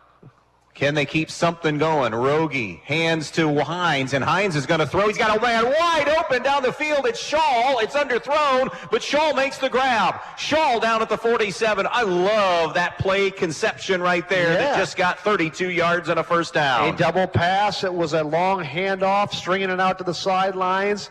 And then Salas made a long throw, and Shaw was just wide open. And just real quick, that was Hines on the throw. So Derek Hines, they use the two-quarterback system to their advantage there. Rogie giving to Hines, and it's a gain of 32 to the 48-yard line. And in to Edgerton territory for the first time. 3 receivers to the right. Rogie will line up as a wing to the left. So Hines is getting this snap, and now Rogie will be a tight end. You get Rogie at quarterback, you get Rogie at tight end. You get Hines on a run to the right side, and he will slither for about 3 to the 45-yard line. Jackson Flower made the stop there. It'll be 2nd down and 7. And I think that's why Antwerp likes Hines in the backfield, because he does give that element of running ability, whereas Rogie is more of a pure passer. End of the first quarter. Patrick Henry 14 and Evergreen nothing. Liberty continues to lead Archbold 14 to nothing. Liberty is so much better than everybody in the NWAL. I don't think they'll be challenged all year, and that includes Patrick Henry, in my opinion, which is, as you know, Andy, occasionally wrong. 2nd down and 7. Antwerp at the Edgerton 45. Still a scoreless game. 10:25 left in the half. A little bubble screen to the near side. Pass is going to be caught by Taven Shaw. Shaw will battle his way to the 41 or 2-yard line. Gang tackled on the play by Flower and Orlando Puente and Corey Herman. And it will be 3rd down, and it's manageable. It's medium. 3rd and about 5 for the first down. Yep. From the 42, the line to gain is the 38, so we'll call it 3rd and 4. 3 catches already for Taven Shaw for 41 yards. It's clear that Antwerp wants to target him as much as they can. Shaw part of a trip to that far side. Dane Shaw also getting targets. He's out there as well with Winslow. Rogie is the quarterback. Little curl route and almost getting the pick was Scotty Krantz. Boy, he read that beautifully, just could not come up with it. He sure did, and that should have been 6 the other way. Scotty Krantz, great break. Just dropped the football, or that's 6 points for Edgerton. Decision time here for Jason Hale, and it appears the offense stays out there on 4th and 4 at the 42 of Edgerton. No-brainer. You're the heavy underdog. Go for it. 3 receivers to the right. 1 running back. Nope, no running back. You're going to flip Hines over to the left side as the tight end. So it's a double tight set. Trips to the right. Rogie the quarterback in an empty backfield. Rogie on a roll out to the right. Rogie on the move, snaps it down the field. Shaw with a catch in front of Herman for a first down on 4th down. That's Taven Shaw with the grab. He gets it all the way down to the 24. That's a gain of 18. Get outside the pocket, avoid the pressure by Edgerton. Look for your number 1 target, which has been, of course, so far this game, Taven Shaw, his 4th catch of the game, Andy, for 59 yards. 1st and 10, Antwerp at the Edgerton 24, hash mark far side. Sun setting here in Edgerton. 3 receivers right, 1 receiver to the left. Hines back at quarterback. He has a running back in the backfield, Zach Salas. Handoff to Salas. Salas will fight and struggle and get maybe 3 or 4 before Evan Stark brings him down. By the way, we have breaking news. North Central with points on the season. As they take their first lead, they lead Hilltop 7-6. Should be a competitive game.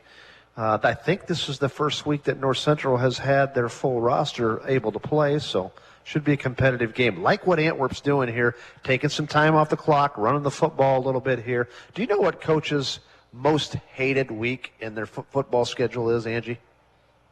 Well, opening week of conference play. Nope. Come back to it after this. 2nd down and 7 from the 21-yard line. Hines gives to Salas, and he runs into the waiting arms of Edgerton's leading tackler, Joel Walkup, who filled that hole like a linebacker should, and it'll be 3rd down and medium. What's the week? Homecoming night.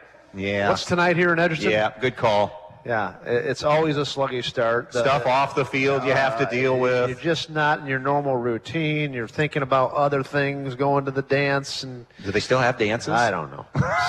Yeah, they still have dances. 3rd down and 6. It's on Saturday night. From the 20. Do they give 100% or 110%? 3rd down and 6 at the 20. It's a fade route looking for Winslow. Back shoulder throw for a touchdown. What a ball that time from Hines to Winslow. 20 yards, and Antwerp on the board first. Great back shoulder fade route, and as you said, Andy, it was a one-on-one situation. Winslow redirected his body, turned his body around, and caught it in the corner of the end zone. Antwerp came to play. 10 plays, 80 yards on the TD. Salas is on for the extra point attempt now. Rogie to hold. Salas extra point. High, and just got over the crossbar. First points of the night belong to Antwerp. 8:13 left in the half. 7-0 Archers on B-Rock Sports. Jason Deach Collision and Customs is Northwest Ohio's largest trailer dealer with over 300 trailers in stock. From 53-foot race trailers and custom toter homes to open deck car trailers, dump trailers, landscape trailers, and equipment trailers. But they don't just sell trailers, they service them. Add options and do repairs on any brand. Because they're racers themselves, they know how to build the trailer right for your racing needs. Stop by their Edgerton location or shop 24/7 at jasondeachtrailersales.com. If you can dream it, they can build it at Jason Deach Collision and Customs. 8:27 left in the first half. Delta dusting Bryan 21-0. GMC, this is early in the second. Fairview, Ayersville, 7-7 game. By the way, Guards and the Rays are in a scoreless game in the second inning. Cleveland still with the lead in the AL Central, but the Royals and Twins giving chase. That's going to be a fun division here the last couple of weeks, or fun divisional race the last couple of weeks of this regular season. Going back to the Antwerp TD drive. They get it at their own 20, hadn't generated much offense at all, and all they do is go 80 yards in 10 plays. Hines and Rogie alternating snaps. Hines throws a beauty to Winslow for the 20-yard TD pass, and Edgerton, a lot of football left, but they're down 7-0 to this Antwerp team. They've been outplayed so far by Antwerp. Defensively, Antwerp has taken their best punch. I don't know if that's fair to say best punch, but has been physically up front and competitive with Edgerton. Offensively, that's off the hands, by the way, real quick, of Mason Eldon. Couple big chunk plays there, and then capped it off with a score to Winslow, as you said. So almost a lethargic attitude or first quarter, I guess, from Edgerton. Clearly the better team, better roster, but right now maybe a lack of focus a little bit. Homecoming night, sometimes that happens. They did start off slow last week against Montpelier, so maybe this is kind of their MO. I don't know, but Edgerton's going to have to light a fire underneath them a little bit here and get some more energy going, because Antwerp, quite frankly, has outplayed them. This is a 5-wide look for Edgerton to start this drive at their own 36. 3 receivers wide to the left, 2 to the right, empty backfield. Baker on a quarterback draw. Baker tries to get to the outside and does before he is taken out of bounds by Dane Shaw. A run, though, up near the 40. 4 on the gain for Baker. It'll be second down and 6. A little quarterback draw that time by Baker, so effective. Another threat to run the football in the backfield, a little smaller, lower to the ground. Again, Edgerton does not have Kellen Sanchez. He's one of their skill guys with a broken bone in his hand. And that's a big loss. 2-by-2 look. Inside handoff goes to Joel Walkup. Walkup stood up in the hole by Salas and Jared Traxler. He'll be short of the first down at the 43-yard line, and it'll be third down and 3. Got a couple on that run. It's tough sledding for Joel Walkup. There's just not much there. 7-0 Antwerp leading Edgerton on the Andres O'Neill and Lowe scoreboard. Shout out to the big guys up front. Number 52, Jared Traxler, doing a great job. Number 70, Aiden Dunderman. Nice. There's a name from Antwerp. Dunderman. Number 75, Keegan Gray Wyckoff. Doing a nice job physically up front on that defensive line. Twins right and left. Baker on a 3rd and 3. Baker looking over the middle. Got Krantz wide open. He dropped it. He was running on the slant route without the football, and it'll be 4th down and 3 coming up. Boy, Krantz had a touchdown. Couldn't have put it any better by Maddox Baker, right in the hands of Scotty Krantz. That would have been 6-2. And Scotty, who's a great player and makes a lot of great plays, has cost himself a couple touchdowns today, because I think that INT, that would have been 6-2 had he gotten that. And then, of course, the drop pass there. This is good fake territory, Andrew. I don't know what Edgerton's going to do, but they're on about midfield, and it's 4th and 3. Herman's on to punt. Pressure off the edge. He does kick it away, and it is a beauty. He's the number 1 punter in the GMC, and this will die at the 12-yard line. Taven Shaw stayed away from it. A pretty punt of 44 yards and no return. We'll stay right here as we get a couple of updates. Liberty Center 28-0 now with a lead over Archibald. Second quarter, we wondered, Eden going to Margaretta. 2-hour bus trip. Margaretta 0-3, but not all 0-3s are created equal. What was their schedule like, right? Yeah, that's absolutely well said. Eden 14, Margaretta nothing. Second quarter. I think Eden's legit. We're going to see him next week against perennial powerhouse Whiteford. It's going to be a heck of a game at Eden. We'll see what they do tonight, but I think Eden's the real deal. It's Hines at quarterback here on a 1st down and 10 from his own 11-yard line. They'll toss it to Salas, and Salas, no running room. Edgerton, a great job collapsing here on the near side. Evan Stark and Jackson Flower bringing him down. It's the second time in a row, or the second possession in a row, that Evan Stark has been in on the play there, the defensive lineman. He's really evolved into a really good, not just offensive lineman, but defensive lineman as well. Loss of 1.5 yards on the play. So it'll be 2nd down and 11. Apologies to all the teams on the schedule. This is just Bummer and I's opinion. We thought Margaretta, Whiteford, Ottawa Hills were the Eden challenges remaining for possible losses. Here's Rogie at quarterback. Hines bows out in motion behind him. Rogie under pressure from walk-up, and he will be somersaulted by Maddox Baker, who was waiting for him at the 10-yard line. That's a loss again on the play, and now it'll be 3rd and 12 for Edgerton back at their own 10. Midway through quarter number 2 here on WBNO FM in Bryan. 7-0 Antwerp. Got to be careful here. Don't want to do anything foolish to turn anything over. Your whole focus right now is somehow get into the locker room 7-0 against a team that's probably a 4-touchdown favorite against you. You've played really well, defensively especially.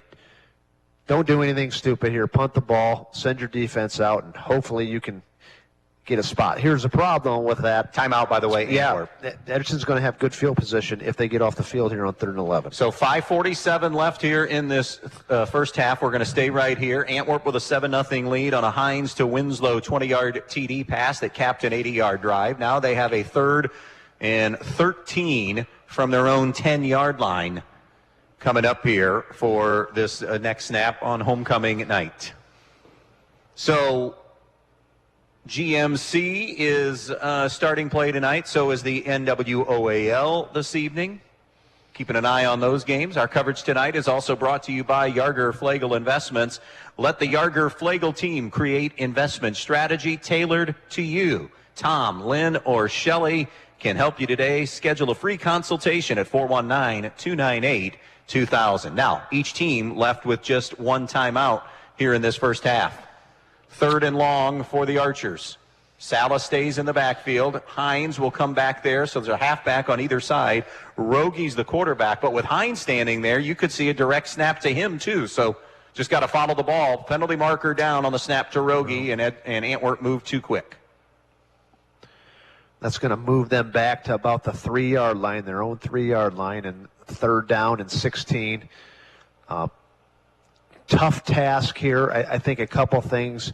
Maybe just get some space here and run the football, take a little bit of time off, look for Edgerton to maybe call a timeout. But 5 minutes and 46 seconds, that's an eternity.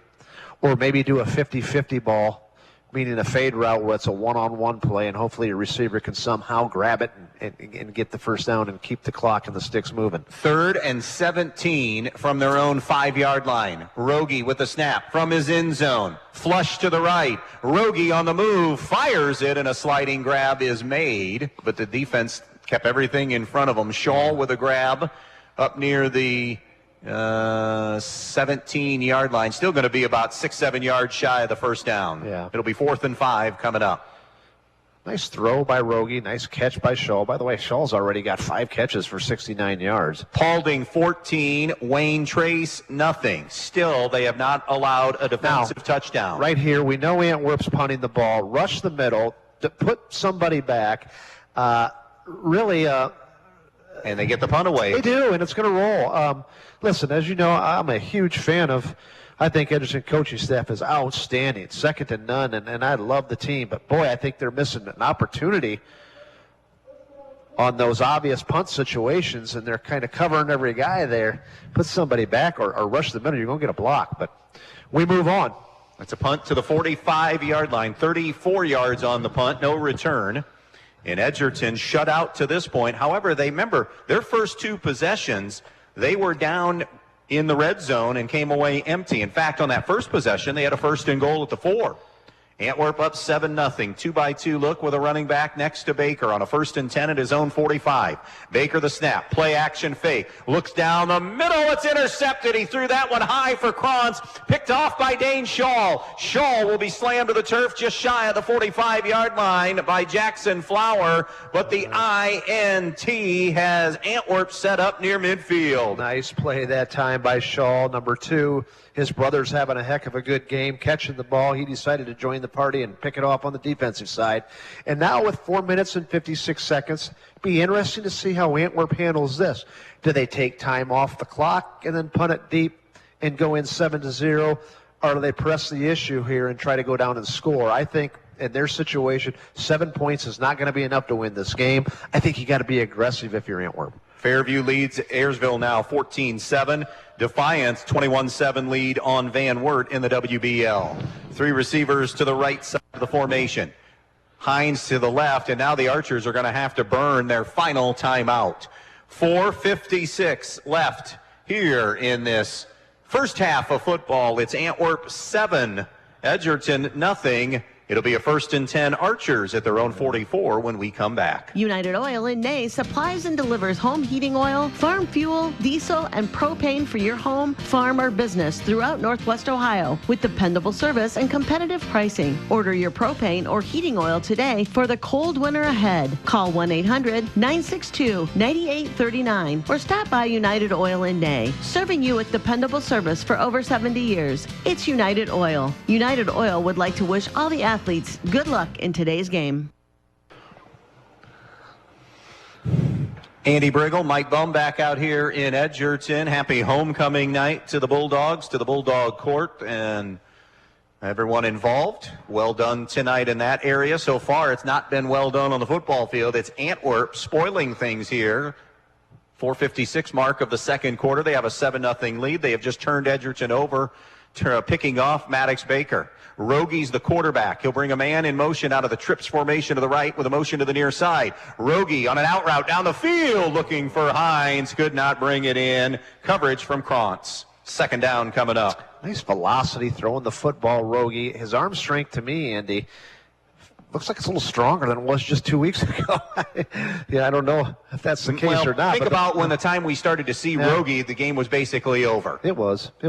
But they've obviously worked him more into the game plan now, and experience and time, sure. And by the way, this Antwerp defense, going back to the job they've done tonight, they allowed almost 400 yards to Hilltop last week. They just turned Hilltop over. They don't look like a defense giving up a lot of yards tonight. They're playing well on that side. 2 receivers right, 1 to the left. Handoff goes to the left side, and that's a good, strong, determined run that time by Ethan Thomas Van Kirk, who got late playing time in that Eden game, but gets in here in the second quarter, collects about 3 yards or just shy of 3 on the play.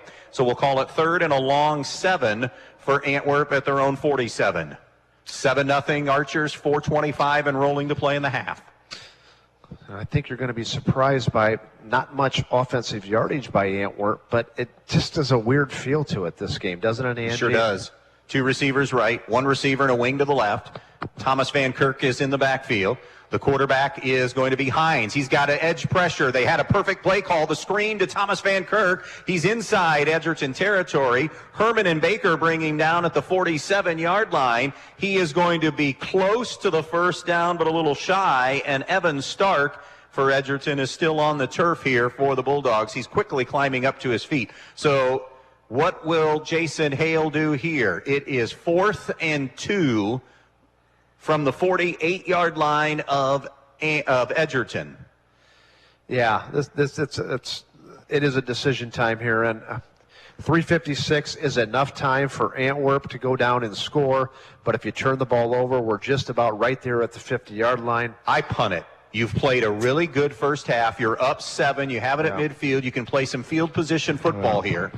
Okay. You go for it or you punt? A normal situation, yes. I just think Antwerp's the heavy underdog, and I think you got to take risk. And what better chance of this? But I would not criticize a coach either way with whatever he decided on this.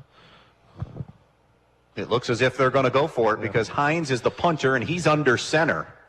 Salas is behind him. It's a 4th and 2 at the 48, unless they're just going to try to draw him, and they may have, and they did. Yeah. Wow. Hard count, got Flower into the neutral zone, and they just stole a first down. Really did. And against arguably the best defensive player with Edgerton, their leading tackler, Jackson Flower, who's outstanding and just got a little bit overzealous there. But that's one of those things you got to be calling out if you're the coaches and the players, and I'm sure they were. Don't jump, don't jump, don't jump. And 1st and 10, Archers at the 43 of Edgerton. 3 receivers to the right, 2 to the left. Hines is the quarterback in an empty backfield. 3 down linemen for Edgerton. Blitz coming. They pick up, walk up. It's a run off the right side for Taven Shaw, who got to the 40. Check that, Hines. Hines got to the 40, picked up 3 on the play. You see how Jason Hale is just doing everything he can to manufacture offense, whether it be moving Hines from a quarterback to a running back and heavily targeting Tavian Shaw and putting in Rogie on situations where he feels like he's comfortable throwing the ball and just doing whatever he can to piece it together and doing a nice job of it. It's been a good game plan. 2nd and 7, Antwerp at the 40. Rogie back at quarterback. Rogie throws a bubble screen to the far side. Shaw with the catch. He's at the 40, and he'll be knocked out of bounds on that far side by Braden Leppelmeyer. It's a gain of 4, maybe 5 on the play, and it's 3rd down and about 2 for the first down, just outside the 35 of Edgerton. Clock stops with 2:36 remaining. Antwerp, no timeouts left. Edgerton has 1. I have Hampton Rogie right now unofficially 4 for 9 for 100 yards throwing the football, Andy. A 3rd and 2 for the Archers. 2 receivers come left. Winslow by himself to the right. Correction, that's between Rogie and Hines. Rogie gets the snap, gives to Salas. Salas pounds into the middle. He'll have a first down as they twist him forward, somersaulting him near the 20-yard line. 30-yard line, beg your pardon. Picks up 5 on the play, and it'll be 1st and 10, Antwerp. They keep the drive alive. I do want to make a correction again. I want to say that again. That's Hines and Rogie. Between the two of them right now, we've got 7 for 12, Antwerp is, for 100 yards. Well, Antwerp has a 1st and 10 at the 29-yard line of Edgerton. Coming down towards 2 minutes left. Rogie gets the snap. Rogie on a stop route finds Winslow, and Winslow's down inside the 20 as he twisted away from a cover guy on the far side, Braden Leppelmeyer, and we'll have 11 on that pitch and catch to the 18, and that'll move the chains again. 1st and 10. Winslow's second catch now, 30 yards and a touchdown. 1st and 10 at the 18, clock moving, 1:55 left in the half. 7-0 Antwerp, Archers looking for more. Twins to the left, single receiver to the right. Here's Shaw banging in the middle, or make it Hines banging in the middle. Derek Hines down to the 17-yard line, gets about a yard on the play. Walk-up came up. Bryce Schrader is around the ball as well. 9th play of this Antwerp drive coming up. Earlier in the half, they scored on a 10-play, 80-yard drive. Again, no timeouts for the Archers. Edgerton has 1. The Archers have a 2nd and 9 at the Bulldogs' 17. Twins to the left, single receiver to the right. Rogie plenty of time on the play clock. It's been Rogie and Hines at quarterback. Rogie now, pump, go, looking. Shaw in the end zone, can't bring it in. Not bad coverage from Herman. Good ball that time. Great job by Herman, using the sideline as another defender, squeezing Shaw out of bounds. You got to know where Shaw's at. He's been targeted. I don't even know, Andy. 15 times this game. He's already got 6 catches, 7 catches. So Edgerton's got to be aware of where he's going. It's clear the game plan. There's 3 or 4 athletes that Antwerp's got, and to Jason Hale's credit, he's trying to manufacture ways to get them the ball as much as possible. We have a 3rd and 9 for Antwerp here at the 17-yard line. 1:10 to play in the half. 3 receivers bunched to the right. Hines is to the left. Rogie's the quarterback in an empty backfield. 3rd down and 9. Edgerton creeping, coming on the blitz. Antwerp picks it up initially. Now they come through. They're looking for Winslow in the end zone. A fight. Winslow came down with it for the touchdown. He outhanded Leppelmeyer that time for 6. What a grab by Winslow. And it wasn't bad defensive coverage by Leppelmeyer, the leading interceptor in the Northwest Ohio with 6 interceptions. But Winslow high-pointed that, his 3rd catch, his 2nd touchdown, and that was a big boy catch at the back of the end zone. They were fighting for it, and somehow he caught that on the tip of his hands and got 2 feet down for a touchdown. 3rd and 7 for the 17-yard TD pass. And now Salas for the extra point. It is just over the crossbar. And folks, a battle of 2-0 teams.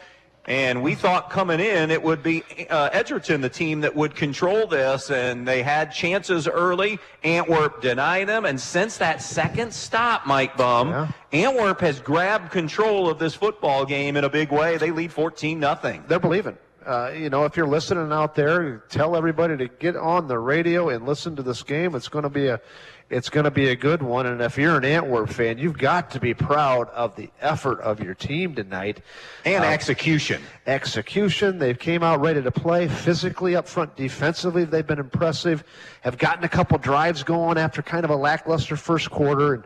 And just kind of playing inspiring football right now. So if you're an Antwerp fan, you've got to feel encouraged. That's another 10-play touchdown drive. This one for 56 yards, and it ended. First time it was Hines to Winslow. This time Rogie to Winslow for the score. A couple of other updates. Fairview 21-7 lead on Ayersville late in the first half of that one. Hilltop has reclaimed the lead on North Central. 12-7 the score there. 34-0 Montpelier over Van Loo.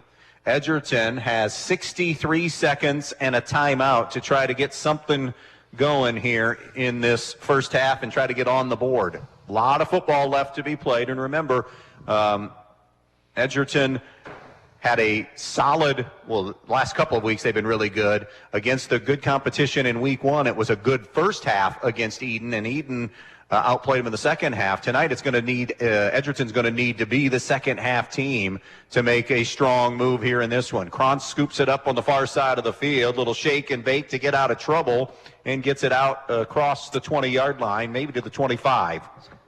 That took 6 seconds off the clock, and Edgerton will have a 1st and 10 with 57 seconds and a timeout. Now, if you're Antwerp, keep everything in front of you.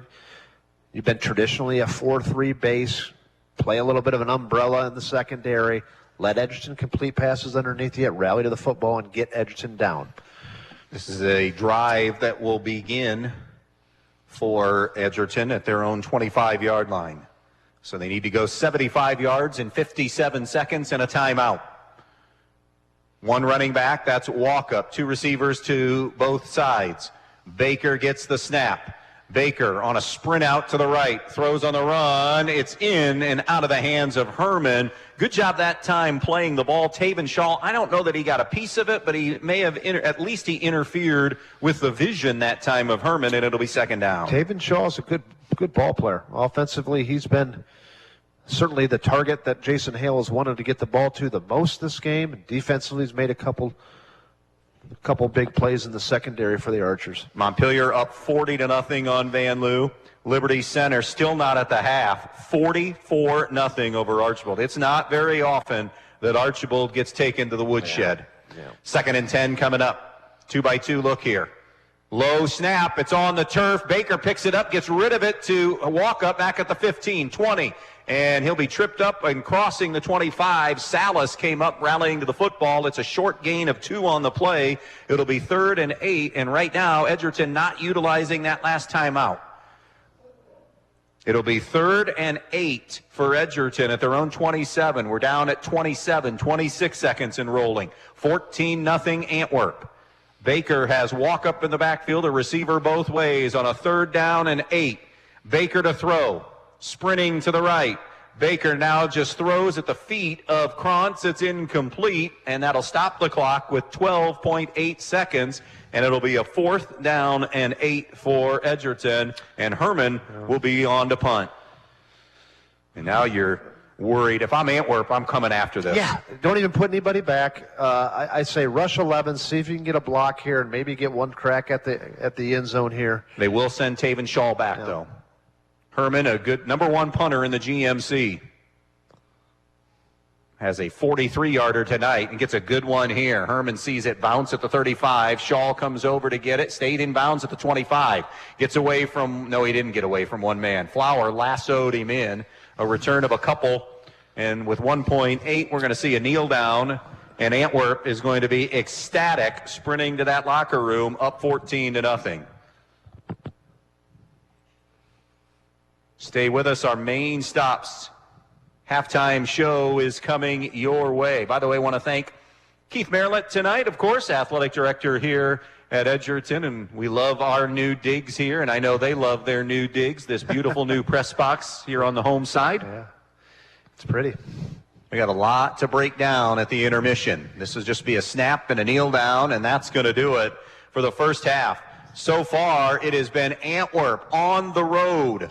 Time of possession, 2-score lead, and they're up 14-0. I tell you what, Antwerp should be fired up. I think Jason Hale just did a somersault as he's going off into the locker room right there. He's fired up. His coaching staff's fired up, and they should be. They played very well in the first half. 14-0. Antwerp with the lead over Edgerton. Stay with us. Our main stops of Northwest Ohio halftime show coming your way next here on B-Rock Sports. Camco Industries, with facilities located in West Unity, Ohio, and Morenci, Michigan, has openings on all 3 shifts for production and assembly operators. We manufacture interior plastic products for the automotive industry. As an operator, you will be required to visually inspect, trim, assemble, and pack parts, as well as label containers. You must be able to pass an entry-level test and a substance abuse test. Camco also has openings for shipping associates, material handlers, and production leads. Camco offers a complete benefit package. If you would like to join our team, please complete an application online at www.kumi-na.com or in person at Camco, 1001 East Jackson Street, West Unity, Ohio, Monday through Friday from 8 a.m. to 4:30 p.m. All rehires will be considered for employment. Michael Jordan once said, "Some people want it to happen, some wish it would happen, and others make it happen." The Edgerton Bulldogs want it, wish for it, and make it happen. The Edgerton Athletic Boosters want to thank all of the Edgerton athletes for their hard work and dedication and want to wish the athletes and coaches good luck. So from the Edgerton Athletic Boosters, go get 'em Bulldogs. We're behind you all of the way. Good luck to all the Edgerton athletes. Newcomers Schaefer, Spangler, and Brininger have served Northwest Ohio for over 120 years. They provide a full range of legal services, including real estate transactions, estate planning and trust administration, elder law, family law, business planning and litigation, personal injury, workers' comp, criminal and traffic defense, and more. Newcomers Schaefer, Spangler, and Brininger also supports the athletes in schools in Northwest Ohio and wish them the best of luck in this game.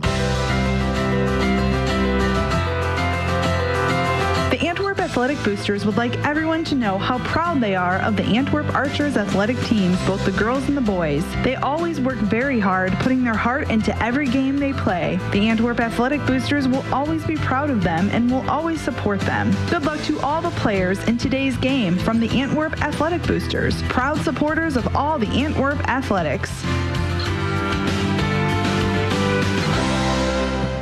Welcome back out here to Edgerton, Ohio, as it is halftime here. Main Stop's halftime show. 14-0, Antwerp with the lead. We recap scoring here. Antwerp had the ball first, went 3 and out. Edgerton had a short field. Antwerp 41-yard line. In fact, got all the way down to a 1st and goal at the 4, and on 4th and goal at the 5, Antwerp got a stop, kind of set the tone for the night. Antwerp from their own 5 would eventually punt, have 6 snaps on the play. Edgerton would get it back. They would go on a 10-play drive from their own 46-yard line, but they missed a field goal, a Parker Eldon field goal attempt, no good. And from there, that's when Antwerp really seized momentum because they hadn't done much offensively up until that point. They would go on a 10-play, 80-yard drive, and in the quarterback switch, we would get Derek Hines getting his first TD pass of the night, finding Caden Winslow for 20 yards. The PAT was good. It was 7-0. The teams exchanged punts. Then Edgerton would have it at their own 45, and Maddox Baker would throw a ball that he would love to have back that was picked off. Antwerp would go on another 10-play drive, this one from 56 yards, and it was Hampton Rogi's turn on a 3rd and 7 to find Caden Winslow for a 17-yard TD pass. And that's where we're at points-wise at 14-0 here at the intermission. Mike Bumb, some numbers from that first half, if you would, statistically. Yeah, let's first start off with the homecoming night, Edgerton Bulldogs. Running the football, no surprise, Joe Walkup leads the way with 7 carries for 27 yards, but boy, it's been tough sledding that defensive line and linebacking core. Really, the front 7 for Antwerp has been outstanding. Scotty Krantz has also carried the ball twice for 18 yards, 1 big play, a 17-yarder on an in and around. Really only 35 yards, though, rushing for this vaunted rushing attack by the Edgerton Bulldogs, who has been one of the best running football teams in Northwest Ohio. Not so much tonight with only 35 yards on the ground. In the air, not much better either. Only 31 yards through the air. Maddox Baker has thrown the ball tonight 11 times. He's completed 3 of those passes and had 1 interception as well for 31 yards. That's a total of 66 yards of offense. I think a lot of things will get into that. One thing that they're missing, Kellen Sanchez doesn't help matters, but we'll talk about that more, being that he's been out on an injury. How about Antwerp? A little bit different story. Nothing going for them in the first quarter, nothing at all. They're going in reverse, and then all of a sudden confidence starts to build. They get a couple first downs, and things start to happen for the Antwerp Archers. Momentum's a powerful thing. Derek Hines, it's been a combination of an effort between Derek Hines at quarterback and Hampton Rogi. Derek Hines has completed 3 passes, 3 out of 4 passes, and Hampton Rogi has thrown the ball a little bit more tonight. He's had to throw the ball 12 times and completed 6 of those passes. Total between Hines and Rogi, 110 yards through the air. Rogi has thrown 2 touchdown passes, both to Winslow. Boy, that second one was big time. One 20-yard TD reception, the other one a 17-yard TD reception. Not all that much on the ground for the Archers. Been enough just to keep Edgerton honest. Zach Salas has led the way with 18 yards on the ground. The biggest stat, the one that Coach Heiser would always say, the only stat that counts so far, though, is the Antwerp Archers are up 14-0 at half. More from the Main Stops halftime show in just a bit. We're going to step aside, take a break. Ben Murray will be along, give you score updates around Northwest Ohio as we play here in Week 4 of high school football on B-Rock Sports. Your home is the one place where everything should be perfect, including your air. Starks Plumbing and Heating Services helps you achieve the perfect air you deserve with reliable, groundbreaking, award-winning Lennox products. Call Starks Plumbing and Heating Services and see how soon you can get a Lennox home comfort system that'll help improve your health and your mood. It doesn't get any more perfect than that. Call us today at 1-800-329-4040 or visit us at starksphs.com. Statistics show that for most crops, pivot irrigation increases yields by at least 100% over dryland farming. Even in areas that get enough rainfall, timing is everything. If it doesn't come at just the right time, you could be losing yield. Maximize your production with pivots and linears from Valley Irrigation. Make the most of your acres. Contact Andy Farnham at AG Irrigation today, 419-212-2528. That's 419-212-2528. The team at the Antwerp Exchange Bank would like to wish the Antwerp Archers and all the other teams in today's games good luck as they battle for a win. The Antwerp Exchange Bank is your headquarters for all your banking needs. Serving Antwerp and the surrounding areas faithfully, Antwerp Exchange Bank is a proud member of the community. Stop in today. We'd love to help. And again, good luck to the Antwerp Archers from Antwerp Exchange Bank. With a check of your Week 4 halftime high school football scores, brought to you by the Main Stops of Northwest Ohio. The best stop is a Main Stop. I'm Ben Murray reporting. From Stauffer Field in Edgerton with our own Andy Brigle and Mike Bumb at half, Antwerp is leading Edgerton 14-0. Fairview is up on Ayersville 28-7 at half. With 2:46 to go in quarter number 2, Eden is leading Margaretta 34-0. 5:14 to go in the second quarter, Montpelier is bombing Van Loo 40-0. Anthony Wayne is leading Napoleon at half 13-0. Other games to pass along to you in the NWOAL. At halftime, Delta is bombing Bryan 21-0. That game can be heard on our sister station Q 96.5. With 5:05 to go until halftime, Liberty Center is bombing Archbold 44-0. Also in the NWOAL, Wassiano's over Swanton 14-7. And one other game to pass along to you in the WBL, Ottawa Glandorf is leading Elida 14-7. This has been a check of your Week 4 halftime high school football scores, brought to you by the main stops of Northwest Ohio. The best stop is a main stop in Northwest Ohio.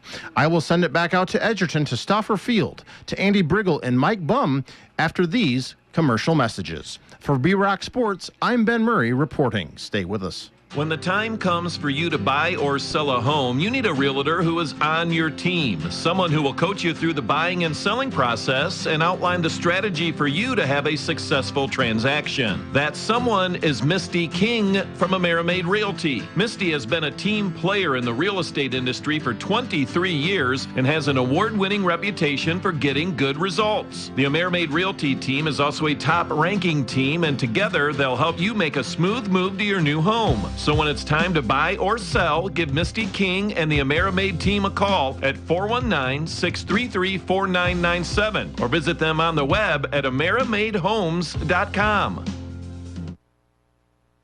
Hi, this is Russ Davies with Andrews O'Neill & Lowe Insurance Agency. Community means caring for the people we call neighbors and the places we call home. For the past 100 years, Andrews O'Neill & Lowe has been proud to do just that. In partnership with Central Insurance, we're honored by your trust in us to protect your family, assets, business, and everything that matters most to you. Thanks for being a part of our story. We've provided you peace of mind over the past century and look forward to doing the same for the next 100 years. Learn more at andrewsoneillandlowe.com.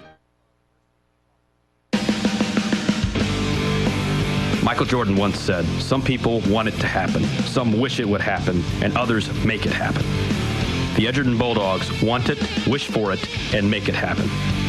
The Edgerton Athletic Boosters want to thank all of the Edgerton athletes for their hard work and dedication, and want to wish the athletes and coaches good luck. So from the Edgerton Athletic Boosters, go get 'em Bulldogs. We're behind you all of the way. Good luck to all the Edgerton athletes. Andy Brigle, Mike Bumb back here with you in Edgerton. Before we dive into some second half adjustments for both teams, I did want to, you made mention of the field goal that was called no good last week. Yeah. I want to get your thoughts on that of Tenora.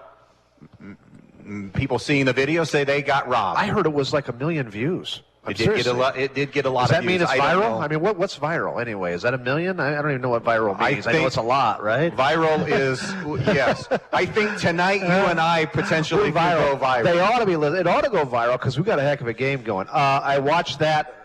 Give me your thoughts. Of those 1 million people, I've watched it probably 15 times. Okay. I think it was in. One caveat. Here's why I think it was in. I was watching the reaction of the little kids in the end zone, and the ones with green, when it went across, were up jumping around, and the ones with blue were disappointed and frustrated momentarily. But I don't think it's fair for everybody to say that was obviously in, okay? Because I watched it a lot, and it was difficult to see, and you'd have to slow it down, and I'm not so sure you can even tell then. So the answer is, yeah, my nephew plays at Tenora, so I mean, this is an unbiased opinion here. Yes, I think it was in. Unfortunately, Tenora has been on the short end of a couple controversial calls dating back to last year in their playoff game, which they should have won. They should have beaten Archibald, but let's not act like that was the most obvious thing, that how could those officials possibly have missed it. That was tough. That was tough, and you don't have instant replay, and that ball was coming in. I think they missed it, but it was tough. The argument that I would make would be there's two officials that are positioned under the goalpost that you should be able to clearly see. Does it clear? Forget about the video. Yeah. I'm just talking the eyeballs of the officials that are standing as that kick goes over. That should not be disputed at all. That's the call that needs to be made if you're those two officials. Fair. Clearly. With you. Fair. You're right. I just think the people that are jumping on the bandwagon that see it on the video on the grainy high school video, I'm not so sure you can tell just by looking at that. So that's my opinion on that. Yes, I think it was a good field goal. Didn't work out. Now, if you're Tenora, you use that as motivation. How do you go back into that locker room with those kids if you're the head coach? You go back into, well, it's really easy. We start conference play, the expanded playoffs. Not all of our goals are still ahead of us. You put a us against the world mentality that we've seen a lot, but for kids, they haven't seen it as much as you and I have in the last 50 years. You talk about the playoff game that, quite frankly, you got some bad calls that you should have won the year prior. You talk about this game. You talk about how good of a team you are, and right now you should be 2-1. You weren't going to beat Liberty Center. And then you use that as fire, us against the world mentality. All right. Now, while you're in this mode right now, you're in coach mode right now. I'm ready. Are you ready, Coach Saban? That's right. Talk to me a little bit about Brody Flegel. Right now, at halftime, 14-0, you're down. Yeah. Dissect this game. What should be Brody's message to the kids right now, down 2 scores? I'm a kind of guy in most cases where you got to go in there and you got to fix things. You got to be schematic. Don't let emotion get involved. 90% of the time. This is not one of those times. His team's flat right now. His team's got homecoming on their mind or something. I don't know. They have not played with much energy. It's clearly they're getting outplayed by a team that's not as good as them. This is the time, Andy, and you don't do it every week. You don't do it every day. Because it falls on deaf ears. It does. But this is the time you start chewing tail if you're Brody Flegel, because your team, quite frankly, is not playing with the energy that's good enough to have winning football.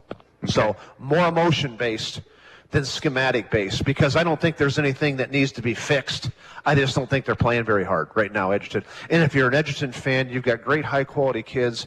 You've got a great chance to have a successful season. You've got a great chance to win a conference title. And right now you're not playing with the passion that you need to play winning football. And that's what Brody Flegel, I'm sure, in one form or another, is telling his team. That's fair. That's very, very fair. Let's talk about Jason Hale. He's excited. This is an excited locker room right now for Antwerp, but the mission isn't complete. Like his game plan, everything has been very difficult for Edgerton to run the football against. Some sloppy play, a turnover, a couple drops for Edgerton has helped Antwerp. And I think you probably just the opposite. You don't get too emotional with Antwerp if you're Jason Hale. But you talk about, listen, we're a good football team. We're just coming of age right now. This is a team that is just beginning. Our best days are ahead of us. Let's put together our best second half here, and we're going to shock everybody in Northwest Ohio who watches football. Game plan, I love what he's doing. He's interchanging his quarterbacks. Normally, I'm not a big fan of interchanging quarterbacks, but I think he's doing it to get the best value out of the selective few athletes that he has. That, of course, Shaw. That, of course, Hines, and finding places and plays in which they can be effective in. He's intermixed Winslow a little bit, and boy, he's a nice-looking athlete. We didn't even know about him before tonight. So, like what he's doing, he's got to manufacture offense. Didn't do anything in the first quarter, then all of a sudden things started to click. And Antwerp believes right now, and you can see it. Once they got a couple first downs, like, hey, we're not a bad football team. We can make things happen. And momentum's a powerful thing at every level, high school, college, or pro. And right now, all the momentum's with Antwerp. Now, Edgerton will get the football first to start the second half. So you get that team out there that, let's face it, now, those first 2 drives, they had field position and didn't get any points out of that field position. No. Beyond that, though, there hasn't been anything, and that wasn't really necessarily sustained because one time you were on plus side to start, and the other you were pretty close. Edgerton hasn't really sustained anything. I guess for me in all of this tonight, it has been how well Antwerp has performed defensively, because you've seen Edgerton twice and know what they're capable of offensively. I saw them last week and know what they're capable of. I'm more surprised that the way that Antwerp has matched their physicality, maybe exceeded it, certainly to some extent they have. Yeah. And just the way that they have defended. They're the guys, not that Edgerton doesn't have some kids flying, collectively, Antwerp's the team for me that's flying around the football as a unit. That's been a big surprise. You make a strong argument. Joe Walkup's the best back in our area. Has there been any rain lanes for him? Not many. It's just been a white mess of humanity in there. credit the Antwerp game plan. They got some big kids up there, so you can see how they can kind of match up with Edgerton's physical ability too. And Edgerton's offensive line, which I even thought against Eden ended up winning that game. But for 2.5 quarters, Edgerton's offensive line owned the defensive line for Eden. And so I guess I expected a little bit more like that tonight. Hadn't been the case. Antwerp's had a great defensive game plan, kept everything in front of them in the passing game. Edgerton's dropped a ball here or there. That's helped. They have not been crisp. But, we don't want to talk so much about what Edgerton hasn't done. Edgerton hasn't done. You got to be fair about this. Antwerp's came over here, and they came with the mindset that they're going to win the football game, and they played really well. So give credit where credit's due. 50th meeting, by the way, in this series. Edgerton leads the all-time series 32-17. Antwerp won last year. In fact, they've won the last 3 in this series. Won last year 38-16. Can they make it 4 in a row? We're going to find out, because the job, if you're Antwerp, is only half complete. And if you're Edgerton, you have plenty of time to get back in this. Our halftime show tonight being brought to you tonight in each and every broadcast game by the main stops of Northwest Ohio. Remember, the best stop is Main Stop. We're going to take a break. We'll come back with more in just a moment. Just 3 words tell you everything you need to know. They tell you why we employ more than 2,000 workers at our factory in Virginia Beach, and why over 10,000 local steel dealers are putting battery power in the hands of Americans. Not everyone can say them, but we can. Made in America. Real steel. Find yours. See Black Swamp Equipment in Bryan, Archbold, and Defiance. The more your life changes, the more your insurance needs change. See Danielle Van Atta of Danielle Van Atta Agency today. She can conduct a free personal insurance review to help you determine how much and what type of coverage is right for you, with no costly gaps or overlaps. Interested? Phone Danielle Van Atta today at 419-636-0408. Are you in need of quality furniture and appliances? Look no further than Direct Link Appliance and Furniture. With Whirlpool, Maytag, and KitchenAid appliances, and Ashley Furniture, and Jamieson mattresses, and new to the store, Molecule mattresses. Made right in Auburn, Indiana. You'll find everything you need for your home. Plus, our trained technicians provide service to all makes and models of appliances. With unbeatable prices and impeccable customer service, Direct Link Appliance and Furniture is your one-stop shop for all your home needs. Don't wait. Shop Direct Link Appliance and Furniture today. Your friends at your neighborhood Eden Farmers Co-op Country Store would like to invite you to stop in at the Eden, Montpelier, and Edgerton stores to check out their complete line of pet supplies, animal feed, and outdoor products. Their friendly, knowledgeable staff is ready to answer all of your questions concerning their complete line of Kalmbach, Land O'Lakes, and much, much more. For your convenience, your purchase can be carried to your vehicle by one of their employees. Be sure to stop by soon and see them at your hometown country store, the Eden Farmers Co-op. Coverage tonight of high school football between Edgerton and Antwerp being brought to you by Yarger Flegel Investments. Yarger Flegel will partner with you on your investment journey. Call Tom, Lynn, or Shelley to schedule a free consult today, 419-298-2000. Excited about next Friday's game. One of the tests in front of Eden will happen next week, a non-conference game, Whiteford, Michigan in town, and they are traditional. It's been a nice little series that these two have picked up. Started in the COVID year when Eden, both teams were looking for games because of COVID reasons, and they've continued to play each other. It's a good little matchup, and we feel like it's one of the couple of teams that are remaining. They're up big tonight on Margaretta, by the way, 34-0, but one of the couple of teams on paper remaining that has a shot at knocking Eden off. Yeah, there's only a couple of those, and it just looks like they're going to beat Margaretta. We didn't know anything about them other than they had a much more difficult schedule than Eden did, but Eden handling them. Ottawa Hills is another team that could give some pushback. And that'll be for the TAC title in Week 10. It will be. I in my opinion, I think they beat Ottawa Hills fairly comfortably. The question is Whiteford, don't know much about them, but that would be the one team that I think could get the What do they bring to the table? What's the calling card from in Whiteford, Michigan, from the games that we've seen and just kind of following them over the last few years? What's their secret sauce? Well, good community, like everything. You know, your schools are reflections of your community. Sports teams are reflections of your schools. So when you have consistent winning in your athletic environment, usually it's because you've got a good base of family base that exists in your community. And obviously there's some other ingredients that add to that tradition and things like that. And how long your program's been in place, wherever that program would be. But Whiteford's a good community. And former Evergreen coach is the head coach there now. Teagan. Coach Teagan, former Evergreen coach. And the superintendent's Scotty Hewart from Bryan. I did know that. Yeah. Yep. So looking forward to that game next week. That'll be in Eden. It'll be my first trip to Eden this year. You were there in week 1 for the Edgerton game, so looking forward to that next week.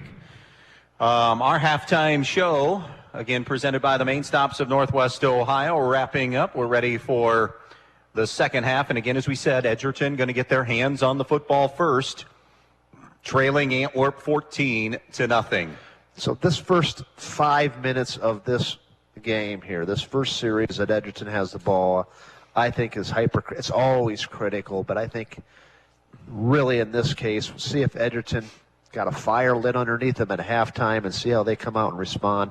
Do they come out with a little bit more focus and energy, or does that Antwerp get off the field here and get the ball back and with a chance to maybe even make this a larger lead?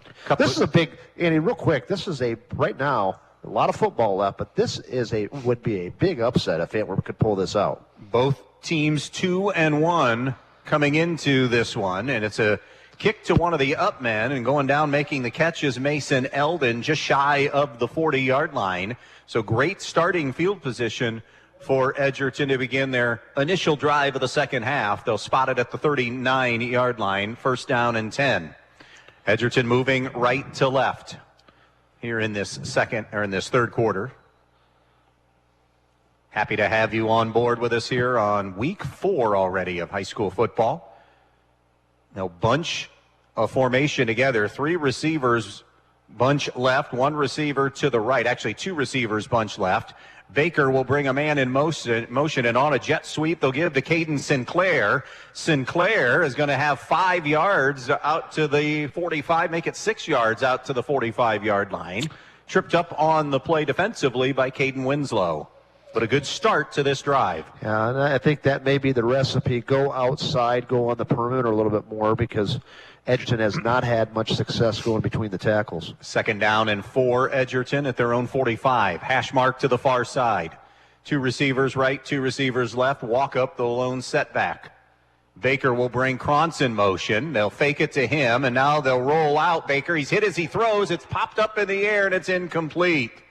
Pressure up the middle, big. Keegan, Gray, Wyckoff got home. Yeah, and Edgerton's really fortunate that wasn't picked off that time. I think Baker just was trying to get rid of it there. And as you said, the big defensive end that time, number 70, Keegan Gray Wyckoff, closes down on Maddox Baker. Gray Wyckoff, just a sophomore at 6'4", 255. And now a 3rd and 4 for Edgerton at their own 45. Trips to the left. Herman, 1 receiver to the right, walk up the lone running back. Baker in the shotgun. Krantz goes in motion, far side of the field. He'll line up in a slot now, so it's a 2-by-2 look, and they'll give to Walkup. Walkup trying to get to the outside, does. Midfield and more. Stiff arm, 40, 35, another stiff arm. Winslow shoves him out of bounds down the near sideline, all the way down at the 25-yard line. That's a run of 30 on 3rd down and 4, and a much-needed first down, Mike Bumb. Yeah, it really was. Bounce to the outside, nothing in the middle. Not a very good effort that time by Antwerp to try to get Walkup down in space. Kind of avoided contact. I think they'd like to have that back. Edgerton hurrying up to the line of scrimmage. 3 receivers left, 1 receiver to the right. Krantz goes in motion again to the far side and will go to the slot. Walk up the lone running back. Baker to throw, slings it far side. Herman the catch. Herman dragging a would-be tackler down to the 15-yard line, make it the 13. He'll gain 12, and it'll be 1st and 10 from the 13-yard line. Exactly what the doctor ordered if you're a Bulldog fan. A couple big chunk plays, and now Edgerton's rolling a little bit. 1st and 10 Dogs at the 13 of Antwerp. Antwerp 14, Edgerton nothing here on B-Rock 100.9. 3 receivers left, 1 receiver to the right side. Again, Krantz goes in motion to the far side and will go to the slot over there on this 1st and 10 at the 13. Little roll to the left, on the move. Baker sets, fires, pass is caught. Gibson collects 8 on the reception. Jackson Jones brings him down. It'll be 2nd and 2 at the 5-yard line. 14-0 Antwerp. Third trip into the red zone for the Bulldogs. They are 0 for 2 so far. 2nd and a long 2 from the 5-yard line. 2-by-2 look. Walkup gets the handoff. Walkup is powering forward. Some extracurriculars behind the play between Gray Wyckoff and Flower, but they say play on. Where do they now? A late flag comes in on the far side. Although it's going to be a sideline warning. Yeah. So it will be inches short of the first down, by the way.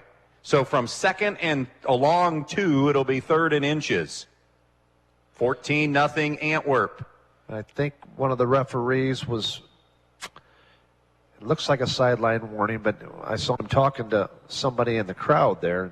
I think it was a good no call. Both kids competing and throw each other down. It happens a little bit. 3rd and inches from the 3.5-yard line. Call it the 4. Baker on the run to the left. Baker runs into the arms of Winslow, and that forward progress is going to be a loss on the play. Yeah. So now it will be 4th and 1 from the 5. Here's the deal. You give the ball, no question, to Joel Walkup over your best lineman, probably the right side over Stark.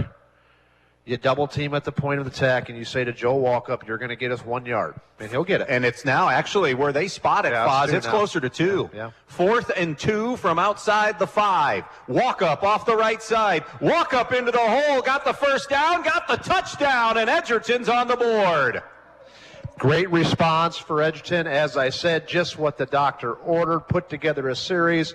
Played with more energy, played with more speed and tempo that whole series, and quite frankly, Andy, acted like they wanted to be here in the third quarter. And they have a chance to cut this lead in half now as Eldon is on for the extra point. That is a 7-play, 61-yard drive, capped off by the run of Joel Walkup on 4th and 2. Eldon tacks on the PAT. New score on the Andres O'Neill and Lowe scoreboard. Antwerp 14, Edgerton 7. Who doesn't love being number 1? When your team's dominating the standings, or your favorite band rocks the charts at number 1, it feels good, right? Kind of like how it feels when you have auto insurance with State Farm. Because making you feel like number 1 is an honor your local State Farm agent takes seriously. Through the good times and not so good, your State Farm agent's proud to be here to help life go right. Call your State Farm agent, Jody Herman, in downtown Archbold today. 9:09 remaining here in the third quarter of this one. 14-7 Antwerp. Couple of NWOAL updates, and both of them are the same score. Delta pounding Bryan 28-0. Patrick Henry overpowering Evergreen 28-0. You mentioned great drive there. Saw a little mix from the offensive repertoire too from Edgerton on that drive. Attacked on the outside, had a couple big chunk plays in the passing game. Gets them down there into the red zone area. Then you sets up a 4th down and 2 situation. I'm taking Joel Walkup if it's 4th down and 2 and you need some yards, and that's exactly what Edgerton did. And he got him 5 for the score. And now Antwerp will get their hands on the football for the first time to start the second half. Can they continue their momentum? A high bouncing kick that will go to Dane Shaw, and he gets a full steam ahead and a great return all the way out to the 48-yard line. Picked up 16 on the return. Took the high hop. Tough to handle there. That's a good play. And now 1st and 10. Again, if you're just joining us, it's been a combination of Derek Hines, Hampton Rogie at quarterback, sometimes altering play by play at quarterback. And it just depends on the situation and what the play call is. We've seen a little of everything. It'll be Hines who will get the first snap. He's got twins to the right, a single receiver to the left. Salas is the only running back. 1st and 10 at their own 48-yard line. Man goes in motion to the far side. That's Taven Shaw. The give is to Salas. Salas with a steam ahead. Got about 2, maybe 3 to the 49 as he gets into Antwerp territory. Somersaulted on the play by Stark. Good to see him back in there after being dinged up a little bit in that first half. Evan Stark, and then Joel Walkup as well. Salas's 6 carry, Andy, for 20 yards. 2nd and 7 Antwerp at the Edgerton 49-yard line. Ball resting middle of the field. Antwerp goes left to right. Twin receivers to the right, one receiver and a wing to the left side.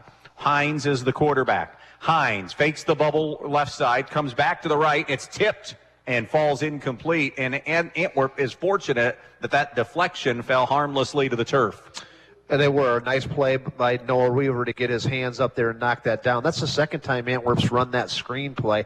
I think it would have been successful had Noah Weaver not got his hand up and knocked it down. And now a 3rd and 7 for Antwerp at the 49 of Edgerton. 14-7, Antwerp leading Edgerton. 8:26 to play, quarter number 3 here on this Friday night. 3 receivers go to the left. Hines to the right. They've got Rogie in at quarterback now. Hampton Rogie with an empty backfield. Man comes in motion to the near side. That's Dane Shaw. Rogie steps up in the pocket. Fires over the middle. Got a wide open David Shaw to the 25 to the 20. And Leppelmeyer brings him down, but on 3rd and 7, they get 29, and on a crosser, Taven Shaw's wide open. Taven Shaw's been everywhere offensively tonight, Andy. That's his 8th catch for 103 yards tonight, going across the middle. Antwerp's done an outstanding job of targeting him, and you know where the ball's going when they need to complete a pass. 1st down and 10 from the 20. Thanks, dog. Appreciate you. 1st and 10 at the 20-yard line. 3 receivers wide left. This is quarterback draw. Hines wrestled down after a run of 3. Orlando Puente with the stop, but Hines is able to run for 3 and make it 2nd down and 7. Baseball update, playoff pennant chase underway. Top of the 6th, Tampa Bay leads Cleveland 3-0 in that one. Here we have 7.5 to go. 3rd quarter, 14-7 Antwerp. Archers trying to respond to the Edgerton scoring drive. The Antwerp Archers have a 2nd and 7 on the 17 of Edgerton. Rogie back at quarterback. Salas in the backfield with Hines. Salas gets the call. Salas slithers his way inside the 15 to the 13-yard line as he burrows his way for 4. Flower and Gibson bring him down on the play, but now 3rd and very manageable, Foz. Yeah, and that's, again, what was the key to the game that we talked about in the pregame. Get ahead of the change. Antwerp has done that for 2.5 quarters so far. Rogie with Salas to the left. Hines to the right. 2 receivers left. 1 receiver to the right. Hard snap count trying to get him to jump, and they didn't. Still 12 on the play clock. Here's your 3rd down and 2 coming up. Rogie wants to throw towards the end zone, and penalty flags everywhere. That's a good call. Shaw, the intended target, and he was interfered with right from the get-go. And that will give them a 1st down on the play. How about this GMC update? Yeah. Tenora winless. Yeah. Hicksville winless. 20-13. Tenora hanging on right now. I've heard, we haven't seen Hicksville, but I've heard they're much improved this year. That time it was to Tavian's brother, Dane Shaw, who did a nice job across from there, and he was pass interfered. That's going to give the Archers a first and goal at the 6. First and goal. They haven't changed the down marker, but it should be 1st down. Hines is at quarterback in an empty backfield. Double tight set, trips to the right. Hines on the run. He'll get about 2 before he's overpowered by Weaver. Isn't that an automatic 1st down, Andy? It is. They got it over I'm just seeing the scoreboard here. Yeah, they didn't change it on the board. They got the down marker. Now it's 2nd. Sure. So 2nd down and goal from the 5-yard line. Hilltop 20, North Central 7 early in the 2nd half. That last run was a yard. So 2nd and goal, Antwerp at the 5. Antwerp 14, Edgerton 7. Hines, Rogie. Who's the quarterback? This time it's Hampton Rogie. Trips to the right. Double tight set. Now they'll bring Dane Shaw over to the left side. Play clock at 3. Taven Shaw in motion. They give it to him, a little push pass forward, a cutback, nothing doing. Now he tries to reverse his field, looking for a block. Shaw in the middle. Shaw to the 2 or 3, and penalty markers are everywhere. Yeah, they're going to get number 13 that time. Caden Winslow. Yeah, Caden Winslow on a block in the back, turned on him. Don't like the call because it was an irrelevant block, meaning it really had no value in the play. But by the rule book, it was the appropriate call. And right now you see number 8, again, Tavian Shaw, who's really been all over the place offensively, kind of getting up slow, and he's going to be on the ground. And boy, if you're an Archer fan, you cannot afford to lose him. hopefully this is something that's not very serious. Injury timeout with 5:48 left in the third. Antwerp still up 14-7 and looking for more. We'll be right back. Are you looking for a mechanic that really knows how to repair both foreign and domestic vehicles? Let me recommend Dave Brown at Jason Dietz Customs and Collisions. Dave has spent the last 25 years diagnosing and repairing all makes and models of vehicles in Northwest Ohio. And he's now teamed up with Jason Dietz on State Route 6 just east of Edgerton. So if you're looking for a mechanic that can fix the problem that your last mechanic couldn't, think of Dave Brown at Jason Dietz Customs and Collisions. Andy Brigle, Mike Bumb back here with you. Taven Shaw, the injured Archer right now with 5:48 to play in the third quarter. The penalty has taken Antwerp back to the 12, where it will be second down and goal, and Shaw now being helped to his feet and will go off under his own power. It's good to see him get up. I think he'll be back, and that is a big win for the Archers because heavily the game plan has been centered around Tavian Shaw.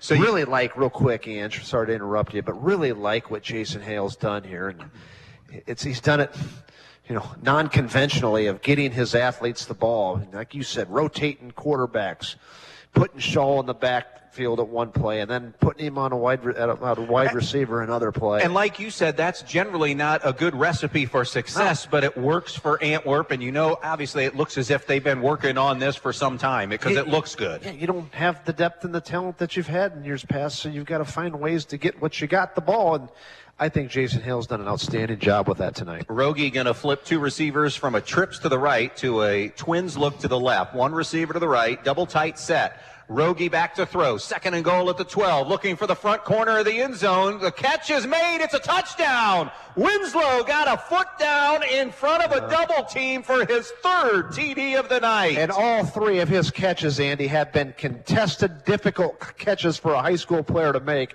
That was a very well thrown ball. It was very well defended, but it was a back shoulder as he was going out of bounds. Winslow just managed to hang on, and the Archers are fired up. And on a second and goal at the 12, they cap off a 7-play drive for 52 yards and the touchdown. Salas is on for the extra point. Rogie the hold, the kick on the way, and the kick is good. 5:29 left, a critical answer by Antwerp after the Bulldogs came out blazing and scored. So each team exchanging touchdowns. 21-7 Antwerp back in 30 seconds. Edgerton Forge, located on US 6 just outside of Edgerton, are proud supporters of Edgerton Bulldog athletes. Looking for a new career? Apply online at edgertonforge.com/careers or stop in and see them for an application and tour the facility at 257 East Morrison Street in Edgerton, Monday through Friday from 7 a.m. to 1:30 p.m. Join them as they forge into the future. Good luck and play tough tonight. Go Bulldogs! Boy, terrific answer by the Antwerp Archers there, Mike Bumb, to Edgerton. Came out breathing fire, looked great going down the field in a 61-yard drive in 7 plays, only to see Antwerp answer with their own 7-play drive, 52 yards. Rogie gets his second TD pass of the night, both of them to Winslow. Hines has one to Winslow as well, and it's 21-7. You got the feeling when Edgerton went down and scored, and they were going to kind of get the momentum behind them and kind of take over this game, and that wasn't the case. Good field position. I think it all started. Not quite so sure why Edgerton was kicking it short. I think the kicking game for Edgerton tonight schematically has not been a very good game plan. Antwerp nonetheless gets the ball at midfield, and they take care of the rest, and they answer Edgerton. 5:29 remaining here in quarter number 3. It is 21-7. Antwerp with the lead. Two teams coming in on opening night in the GMC, both 2-1. And both with wins and losses to the same people. Wins over Hilltop and Montpelier, and losses to Eden coming into this one. That will be fielded on the far side by Mason Eldon, who will get about a 10-yard return for the Bulldogs, and Edgerton will get a good start to this drive out at their own 44. So first down and 10 to begin this drive. We get an update at the end of 3 in a high school football game. It is Delta 35, Bryan nothing. Delta may be the second best team in the NWL. They might be. I don't know that I think I do agree. And not only do I not disagree with you, I think I agree with you 100%. 2 receivers left, 1 receiver to the right. Walk up the only running back. Baker in the shotgun. 4 down linemen for Antwerp. Jet sweep give to Krantz. Antwerp has done a good job of stringing this out, but Krantz still got the edge. Jackson Jones ran him out of bounds, but they did hold him to just a gain of 1. 2. Give him 2 on the play. So second down and 8. Yeah, very well defended. But Scotty Krantz, when he touches the ball, he's always got that home run threat. Great speed, and you got to keep him bottled up. That time the Archer defense did just that. Second down, a little less than 9 from their own 46. Wing each way, and now here's Krantz in motion, but a give goes to Walkup. Walkup powers his way into Antwerp territory to the 49-yard line, picking up 5 on the play. Keegan Gray-Wyckoff brings him down, and it'll be 3rd down and 4 for Edgerton, just inside of Antwerp territory. 10th carry for Walkup, 66 yards and a TD. GMC's leading rusher coming into tonight. 3rd and 4 Bulldogs. 21-7 Antwerp. 4:45 and counting to play in quarter number 3. 3 receivers to the left, 1 receiver to the right side. Man goes in motion. It's Krantz to the far side of the field. They look that way. Now Baker on the run has nowhere to go and throws it into the turf. Incomplete. And again, it's that guy, Keegan Gray-Wyckoff. Having struggles guarding or blocking him, and he's setting the edge for the Archers. And not your prototypical defensive end, a little bit bigger of a body that usually you see on the interior, but there's, Edgerton's not having any success getting outside of him. The secondary for Antwerp doing a nice job too, mainly man-to-man. And really, Edgerton just hasn't been able to shake him. At midfield on 4th down and 4, Edgerton goes for it. Wow. Twins to the right, twins to the left. Walk up in the backfield. Play clock at 9 on 4th and 4 at midfield. Baker gets the snap. Baker under duress over the middle, throws a bullet. It's caught by Krantz. He's at the 25. He's at the 20. Dragged down at the 12. Gain of 38, and the chains move on. What a delivery by Baker under heavy duress. What a rifle. They've had that middle of the field open on a couple different occasions, just haven't executed. That time they did. Big time play at a really important time of the game by Maddox Baker to Scotty Krantz. 4th and 4 conversion to make it 1st and 10 Edgerton at the Antwerp 13. Walkup has a hole. Walkup high steps it into the end zone. His 2nd rushing touchdown of the night. This one from 13 yards out, and it's back to a 1-score game. Joel Walkup. Great job by the offensive line that time, Mike Bumb, in opening up a humongous hole. And they really did, and that was really the first time, Andy, went with a little bit of tempo off of the big play to Scotty Krantz, but the first time between the tackles that you could visibly see space for Joe Walkup to run. And now Eldon on for the extra point attempt. It is on the way, and he drills it through. We're going to stay right here with another, all we have in the second half, Mike Bumb, are touchdown score. 21-14, Antwerp with the lead. And again, that was a 5-play, 55-yard drive. However, we have to, if Edgerton comes back and wins this game, the 4th and 4 for 38 going to be the play of the game. Got to be. Antwerp was grabbing momentum back, and they answered immediately. Now, Edgerton's got to come up with something defensively, because since Antwerp started getting confidence, they really haven't had an answer. I don't think Antwerp has the home run threat like Scotty Krantz and Joel Walkup are on their kick return. Good players back there, make no mistake about it, but I don't think they're the type of players that are going to outrun you like those two can. Kick the ball deep and give your defense some field position. See what they elect to do here with 4 and change to play in the third quarter of this game. Third quarter.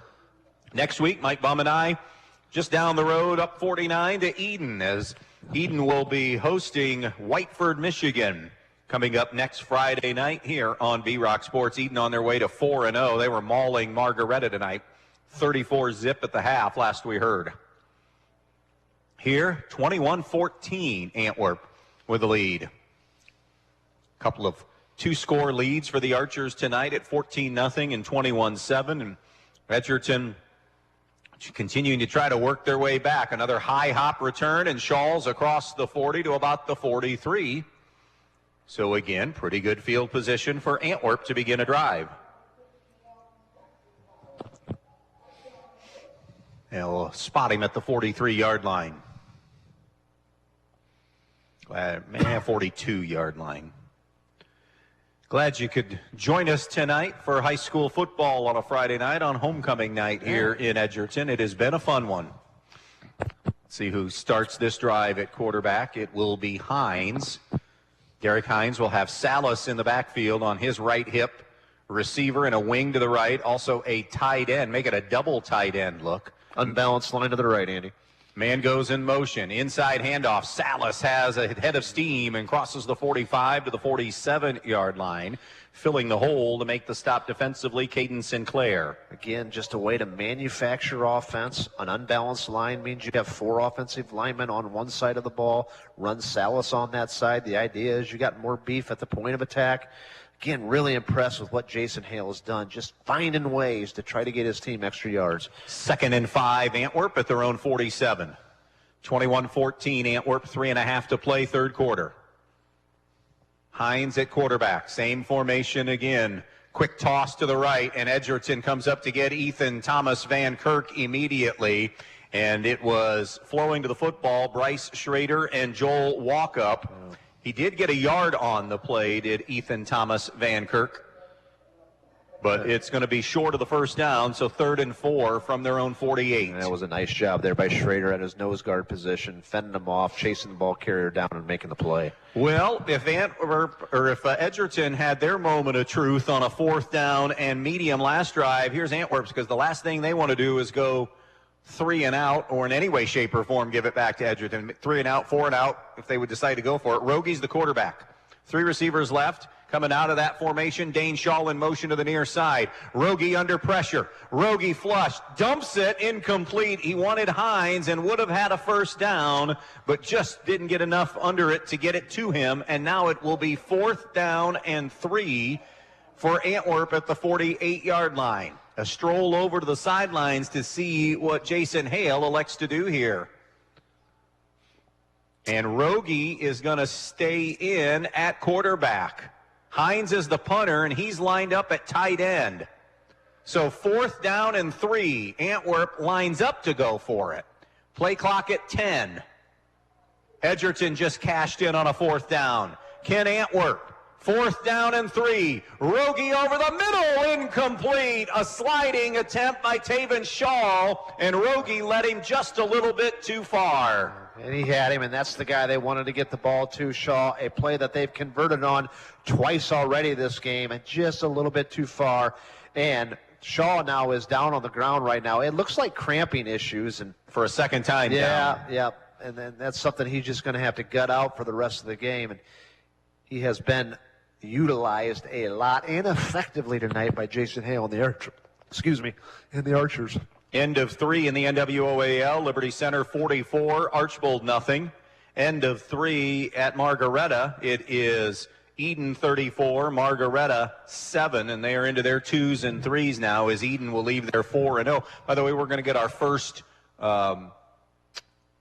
computer ratings will be released this week, the official ones. Eden began the week unofficially. They do them every week, regardless if they're officially out. Eden came into this week number 3 in Division 7, Region 26, and not going to gain a lot by beating winless Margaretta, but maybe some secondary points here or there. Either way, they're staring at a home game, and that's something that Eden can control, not only getting that 9-1, 10-0 type record, but you can also play at least one game at home. Yeah, that's huge. Maybe 2 then if you would win a second time. I think they've... Patrick Henry, 35, Evergreen, 6 with 9 minutes left in that game. With these cramps, you see Tavian Shaw just kind of gingerly walking off, and a lot of times when you start those cramps, the hay's already in the barn, and you just got to somehow gut through it, and it could be play to play, and your endurance is not what it was beforehand, and that is a concern because Tavian Shaw has been a huge part of this offensive game plan. 1st and 10, Antwerp on the defensive side of things now. 1st and 10, Edgerton at the Antwerp 48-yard line. 21-14. Antwerp with the lead. Edgerton has never led. We have never been tied in this game. 2 receivers right, 2 receivers left. Walk up the lone running back on a 1st and 10. 4 down linemen for Antwerp. Here comes Krantz in motion. They give it to him first. Now it's a reverse back to Sinclair. Sinclair steps away from one, gets away from Jackson Jones, still on his feet, and all of that for a couple of yards. Antwerp strung it out pretty well. Antwerp could have had him for a loss first of about 10, then maybe a loss of 5, and it ends up being a gain of 1 on the reverse. 2nd down and 9, Edgerton at the 47-yard line of Antwerp. End of 3, Defiance handling Van Wert tonight, 34-7. After an 0-2 start, Defiance about ready to be 2-2. Travers Cooper's got him going in the right direction. Playoffs last year. Yep. Playing good winning football. 2nd and 9, Edgerton at the 47-yard line of Antwerp. 2 receivers to the right. Couple of halfbacks in there. Now here's Krantz in motion to the near side of the formation. We'll set up shop here on the left. Play action to walk up on a pull. Baker slings one down the field for Krantz, who hauls it in at the 15-10-5, and he is out of bounds at the 5. Gain of 43 on the pass play. It'll be 1st and goal. Scotty Krantz's 4th catch for 79 yards. And how about that ball by Maddox Baker on the run, and it was on the money in stride. And Edgerton hurrying to the line of scrimmage. They'll spot it just outside the 5 at the 6. 1st and goal, Edgerton at the 6. Handoff, walk up, banging, powering, gets about 4, maybe 5. They'll give him 4 yards to the 2, and it'll be 2nd and goal at the 2. Is this all Joe Walk Up If now? anybody touches the ball other than Joe Walk Up, I'm quitting right now and walking out of the booth, Angie. Yes, it's all walk up. A minute and change to play in the 3rd quarter. 2nd and goal at the 2. Walk up the left halfback. Baker. Hands, walk up, runs into a stone wall and got a yard. It'll be 3rd and goal at the 1. Give it to him again. Antwerp 21, Edgerton 14. Final 45 seconds of the 3rd quarter. 3rd and goal, Edgerton at the 1. Got 2 plays to get 1 yard. You got the best back in Northwest Ohio. Go over the right side over Stark and do it twice in a row. Baker, they'll go right side. Actually, they're going to go double tight. Double tight end. Krantz is a running back. Handoff goes, walk up running left. He cuts back and he gets into the end zone for his 3rd rushing touchdown of the night. This one from a yard out and an extra point away from being tied for the first time tonight. Good choice by Coach Brody Flagel. Get the ball to your horse when you're down there and 2 or 3 yards to go. You know that your best player on your team is going to find a way to get the ball in the end zone. 18 seconds left in the 3rd quarter. By the way, Fairview 35-7 over Ayersville. Wauseon 35-7 over Swanton. Both those games late 3rd quarter. Eldon's extra point splits the sticks. And for the first time tonight, Mike Bumb, we have a tie football game right now at 21 apiece. Edgerton not once but twice have fought back from 2 scores down. Interesting stat tonight. It's been a great team game by both sides. A lot of people contributing, but we've had 2 people score touchdowns. Winslow scored all 3 touchdowns for the Archers, and Walk Up scored all 3 touchdowns for the Bulldogs. And Winslow through the air and Walk Up on the ground. How about that? It's Friday the 13th. Somebody told me. That's a good call, my friend. Yeah. Both teams 2-1 coming into this opening night of the GMC. You know, and a lot of our predictions, I guess, have been kind of based on the one, common, actually 2 common teams that they played. All 3 are common teams: Montpelier, Hilltop, and Eden. Right. And they've beaten the same 2, and they've lost to the same one. But I guess the big one was, how Eden won. I don't want to say, but they Eden barely beat Edgerton. It was a competitive game. And then how Eden just absolutely annihilated Antwerp. Yeah. So that was kind of our data point where we... And sometimes A doesn't become B or become C. And sometimes that's not fair.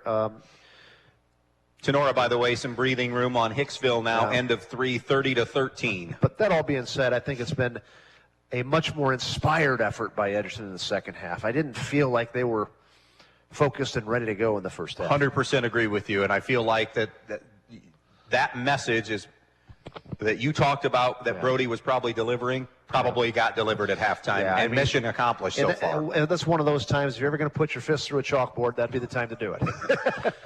A return to the far side by Braden Fuller out across the 30-yard line up near the 40 with 14 seconds remaining here in this third quarter. A heavy game plan has been centered around Tavian Shaw. Let's see if he comes back in. He's battling cramps. That's difficult to come back from. It is a warm and humid night, and he's been all over the place, especially offensively. So let's see how that transpires here in the last quarter. They'll spot it. Antwerp at the 36-yard line, their own 36. Rogie is the quarterback. Hines and Salas in the backfield. Salas gets the call. Salas isn't going anywhere. He's lucky to get back to the line of scrimmage. Good defensive penetration by Evan Stark, and that's how the third quarter will come to an end. 2-score lead to begin the half, 2-score again, but Edgerton has scored 14 unanswered. 3 in the books in Edgerton on this opening night in the GMC. Dogs 21, Antwerp 21 on B-Rock Sports. United Oil in Ney supplies and delivers home heating oil, farm fuel, diesel, and propane for your home, farm, or business throughout Northwest Ohio with dependable service and competitive pricing. Order your propane or heating oil today for the cold winter ahead. Call 1-800-962-9839 or stop by United Oil in Ney, serving you with dependable service for over 70 years. It's United Oil. United Oil would like to wish all the athletes good luck in today's game. It's a milestone moment at Midwest Community Federal Credit Union. For 7 decades, we've been your financial partner, helping you achieve your dreams and secure your future. Here's to the next 70 years and beyond. A future where our communities thrive and Midwest Community continues to be your partner in success. Well, we have our first known final around our area for local teams. 40-8, Montpelier gets their first win, beating Van Loo. Paulding has given up defensive points. The 2 points that have been scored were not scored on the defense this year, but Wayne Trace has scored. It's still a game. Late in the third, Paulding up 14-7. Here it's 2nd and 10. Antwerp with the football at their own 36. 21 all game. Rogie under pressure. Spins away initially, but can't get away from the second wave. It is Stark and Orlando Puente for a sack and a loss of 6. A nice shot. Puente coming in and cleaning up. And Stark's had a really good game at that nose guard position. So now, Edgerton 14 unanswered. And the defense getting into the act here of late, forcing Antwerp into a 3rd and very long. 3rd and 16 from their own 30. Just underway in the fourth quarter of a 21 all game. 2 receivers started right. Now they will flip one of them to the left side. That's Kane Hines. And now Zach Salas, I think, wants a timeout to try to get the penalty before the penalty, but it's not going to be in time. It will be a delay of game against Antwerp. Salas saw the play clock down to 1 or 2, but didn't have enough time to get the timeout. Unfortunate. I think it's probably wise to not use your timeout right there, though. But still no Taven. Nope, Taven Shaw is not back in. Still no Taven Shaw as I look out there. And again, you could tell that was a large part of the offensive game plan by Jason Hale going into the game. So losing him to cramps right now is critical, and I'm sure they're trying to manage him as best they can here in the fourth quarter. 3rd and 21 now from their own 25. Rogie with an empty backfield. Pressure coming. Jailbreak screen caught by Winslow. He's at the 30, and Herman will bring him down at about the 31. So he'll get 6 yards on a 3rd and 21, and it's a 3 and out at the most inopportune time for Antwerp. By the way, a final, Delta has blasted Bryan tonight 35-0. You're listening to high school football here on WBNO FM in Bryan. We're just across the 9 o'clock hour. 4th down and 15. Antwerp has this kind of a hybrid, kind of a punt scheme here. And now they actually loosen it up a little bit for a normal distance. Here is Hines with a penalty marker down. torpedoes it down the field of the 35 on the run. Krantz will get it into Antwerp territory. 40, 35, reverses his field. 30, one man to beat. 25, 20, 15, 10. He's at the 5. He's in the end zone, but there are markers down on the far side of the field. Let's wait and see. What a great individual play by Scotty Krantz. 60 yards on the return for a touchdown if it stands. Yeah, the flag was thrown right as the punt was going off, so it was not on the return. And I think this is going to stand, Andy, the way it looks. It is. What an individual effort by Scotty Krantz. Krantz, 60-yard punt return. So special teams, very special that time, giving Edgerton their first lead of the night.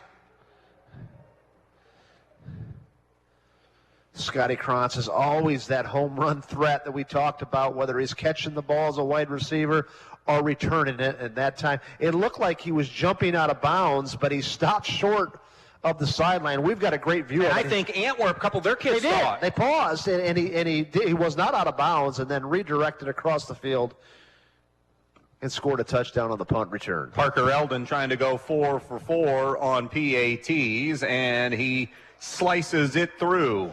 28-21. Edgerton with their first lead of the night with 10-10 remaining in this one. We're going to step aside. We'll take a quick break. Back to Dogs Country in just a moment. Good luck tonight to all the area athletes. Hard quality work means a lot to an athlete and to everyone at Peltz Lumber Company in Montpelier and Pioneer. Peltz is in the business of working hard for you. Whether you need something as simple as a 2x4 or all the materials for your new home or pole barn, Peltz Lumber has what you need and will deliver it to you in a timely fashion. Hard work and quality materials is what you'll find at Peltz, and hard work on the field and in practices are what makes these area teams great. Good luck tonight from Peltz Lumber Company in Montpelier and Pioneer, building for a new generation. Coverage of high school football tonight also brought to you by Yarger Flegel Investments. Experience the difference with Yarger Flegel Investments. See Tom, Lynn, or Shelley. Schedule a free consult today at 419-298-2000. 2-1 Edgerton, 2-1 Antwerp. Bulldogs down 14-0, then 21-7, and now have scored 21 straight points to grab a 28-21 lead on the Scotty Krantz 60-yard punt return for the touchdown, and all momentum now wearing maroon and gold. Still plenty of time, but can the Antwerp now counter-punch what Edgerton has had all night? The old boring cliche, quickest way to turn a game is through special teams, and Scotty Krantz broke off a big one there. That's in the running. Not in the running. It's probably our favorite now for the best one tire and service. Best play of the game if this score holds up. It's a kick that's driven to the 15, 20, 25, 30 on the return, out to the 35. Slam down on the return is Kane Hines, and it'll be 1st and 10 Archers at their own 35-yard line. Antwerp playing for the first time tonight behind. They've been up all game. This is the first time they've trailed. 1st and 10 Archers at the 35-yard line. Moving right to left. We've seen a mix of Hampton Rogie and Derek Hines at quarterback. Rogie has been more so here in the second half. They've kind of settled on him. But, again, not to be repetitive, Jason Hale manufacturing ways to get his athletes the ball. The problem right now is Taven Shaw is not in the game. 2 receivers left, single receiver to the right, couple of halfbacks. Quick screen to the near side. Pass is caught by Dane Shaw, and he's not going to get anything. Back to the line of scrimmage is it. Walk Up and Flower read that beautifully. By the way, another game has gone final tonight. Liberty Center has shut out Archibald 51-0 to stay unbeaten on the year, 4-0, and 1-0 in the NWOAL, and continuing that lengthy NWOAL winning streak, now approaching 30 in a row. Liberty Center football is different up here in Northwest Ohio. It just is. 2nd and long, 2nd and 10 Antwerp.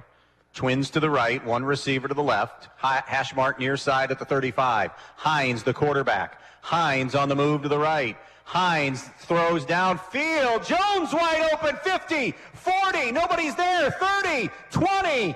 Knocked out of bounds late by Krantz at the 10-yard line. What play that time by Hines. His first big completion of the game.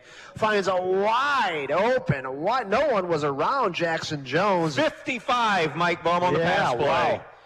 Scotty Krantz saved the touchdown there, but what a big chunk play for the Archers, and now they are threatening to tie the game. First and goal, Antwerp at the 10.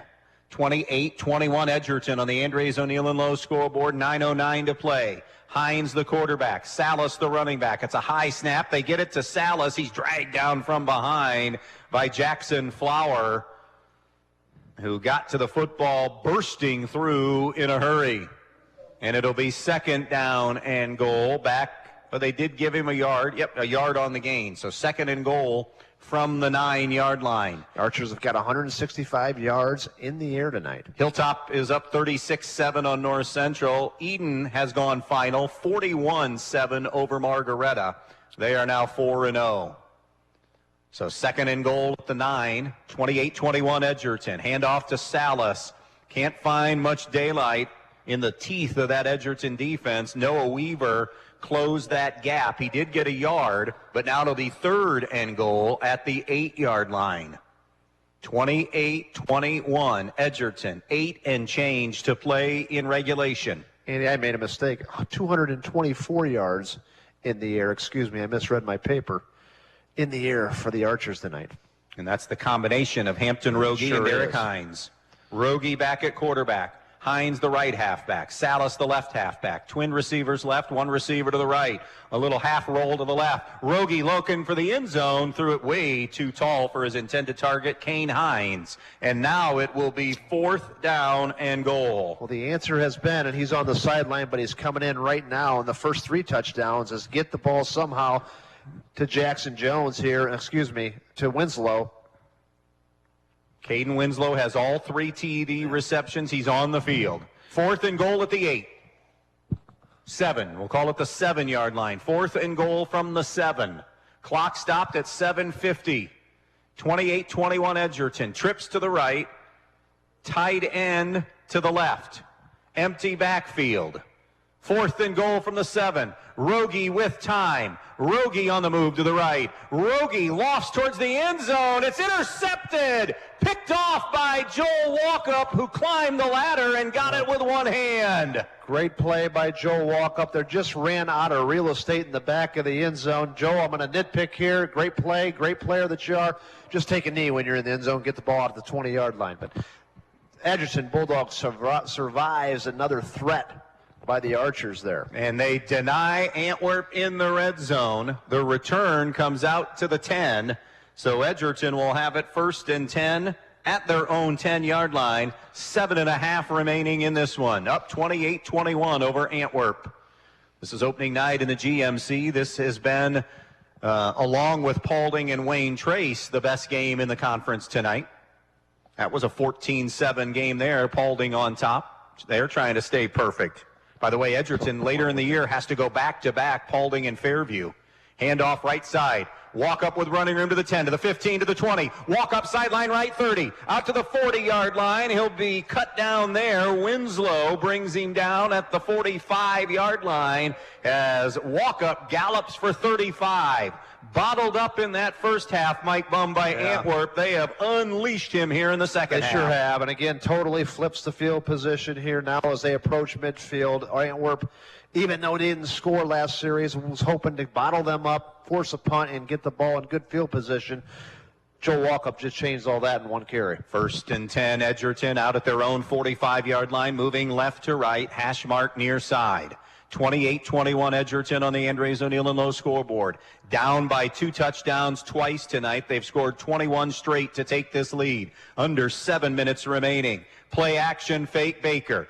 Baker has heavy pressure now late. Gets away from 2 Archers. Now is on the run. Gets outside of Jones. 45-50. Out of bounds at the 40 of Antwerp as he runs for 15 yards on a first down. Maddox Baker showing his legs there under heavy pressure. Yeah, hadn't ran the ball very much tonight. In fact, that's only his 5th carry. But when he does, he's been effective. He's out of bounds at the 41 of Antwerp. So in 2 plays, they have advanced 49 yards and into Antwerp territory. Up already 28-21. in the backfield. Baker will work with Weaver lined up in front as almost like a lead blocker for Walkup. One receiver to the right, double tight set. First down and 10 at the 41. It's a snap that's dropped. Now Baker trying to get something out of it. Jackson Jones won't have any of it, but on the tackle, we're going to get a face mask on Jones. And there's flags coming from everywhere, and it was a face mask. That'll be a 15-yarder.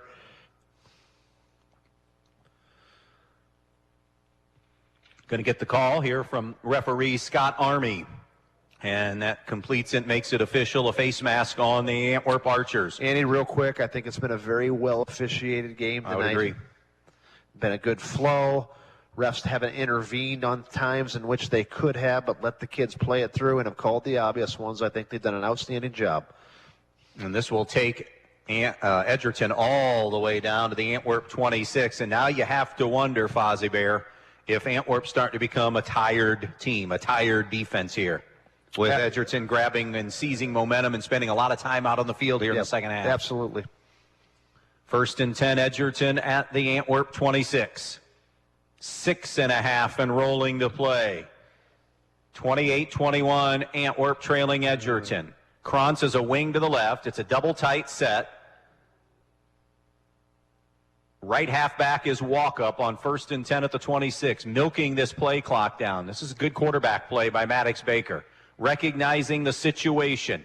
Snap should not happen when you're up 7 in at the very least single digits, and milk it all the way down to 2 or 3 on the clock. Hand off to Walkup, 25. Walkup down to the 22. He'll get 4 on the play. Kane Hines brought him down there. It is good strategy, but give credit to the offensive line. That's tough to hold your water that long when you're in a stance and not jump. That's something that people maybe undervalue as you're milking the clock. You still got to get out of your stance like a firecracker and initiate contact, and it's hard not to jump when you're milking it all the way down to 2 seconds. Second down and 6, Edgerton at the Antwerp 22. Down to 5.5 remaining. Walkup and Weaver in the backfield. Baker in the shotgun. Double tight set. One wide receiver set. That is Krantz to the left. Play clock at 8, at 7. Snap comes. Quarterback sweep to the left side. Baker, 25. Baker at the 20. Submarine down on the play. Caden Winslow came up and stuck him. Good play by Winslow, but he's able to get about 3 or 4 on the play. And now it's 3rd and 3 for Antwerp, or for Edgerton at the Antwerp 19. Couple of downs here to get 3 yards. Both teams, the full complement of 3 timeouts as we hit 4:55 and counting to play. The snap will probably happen around 4:35, somewhere in that neighborhood left to play in this game. A 3rd down, short 3, long 2 for the first down from the 19 of Antwerp. Walkup, the left halfback. Double tight set. Walkup the carry. Walkup. First down and more, 15, 10, and he'll be cut down inside the 10, down to about the 7 or 8 yard line on 3rd and 3. Walkup gets 12, and it'll be 1st and goal, Edgerton. 17 carries for Walkup now, 134 yards and 3 touchdowns. Edgerton trying for the dagger here in this one. Trailing at one time, 14-0 at the half. Cut it to a 1-score game after the first drive, only to see Antwerp come right back and take it to 21-7. 3 straight touchdown drives for Edgerton, and they are up 28-21. Play clock is at 10 as Edgerton breaks the huddle. Game clock at 4 minutes to play. Baker with 5 on the clock has Walkup in the backfield. Man starts in motion, and we have movement up front. Antwerp just jumped into the neutral zone, so that'll be a half the distance penalty, and that'll be 1st and goal from the 3.5 yard line. And I think your comment earlier was spot on, Andy. Fatigue is starting to set in. Antwerp has played so well physically up front, and now momentum is on Edgerton's side, making some mental mistakes there on the unprovoked offsides. 1st and goal. Now Edgerton shouldn't be in any hurry here. No. And that's exactly what Brody Flago, because you get a reset of the play clock. You have a 1st and goal at the 3. Antwerp not going to take a timeout. So this snap should happen around 3:17 remaining. And if he doesn't score, then I think you start to see Antwerp using their timeouts. Walkup is the own running back. Krantz a receiver to the right. There's a wing to the left and a double tight set. Play clock at 10. On 1st and goal at the 3. It's Baker on the pull. Baker sidesteps and scoots into the end zone for an Edgerton touchdown. Great move by Maddox Baker there on the end. A little bit of a juke and jive and finds his way into the end zone. And it's a 2-score lead for the Edgerton Bulldogs with 3:23 remaining. Capping off a 7-play, 90-yard drive. In the world of football, Foz, that is called a money drive. You better believe it. When the chips were on the line and the game was still in doubt, Edgerton put together an outstanding, impressive 96-yard drive.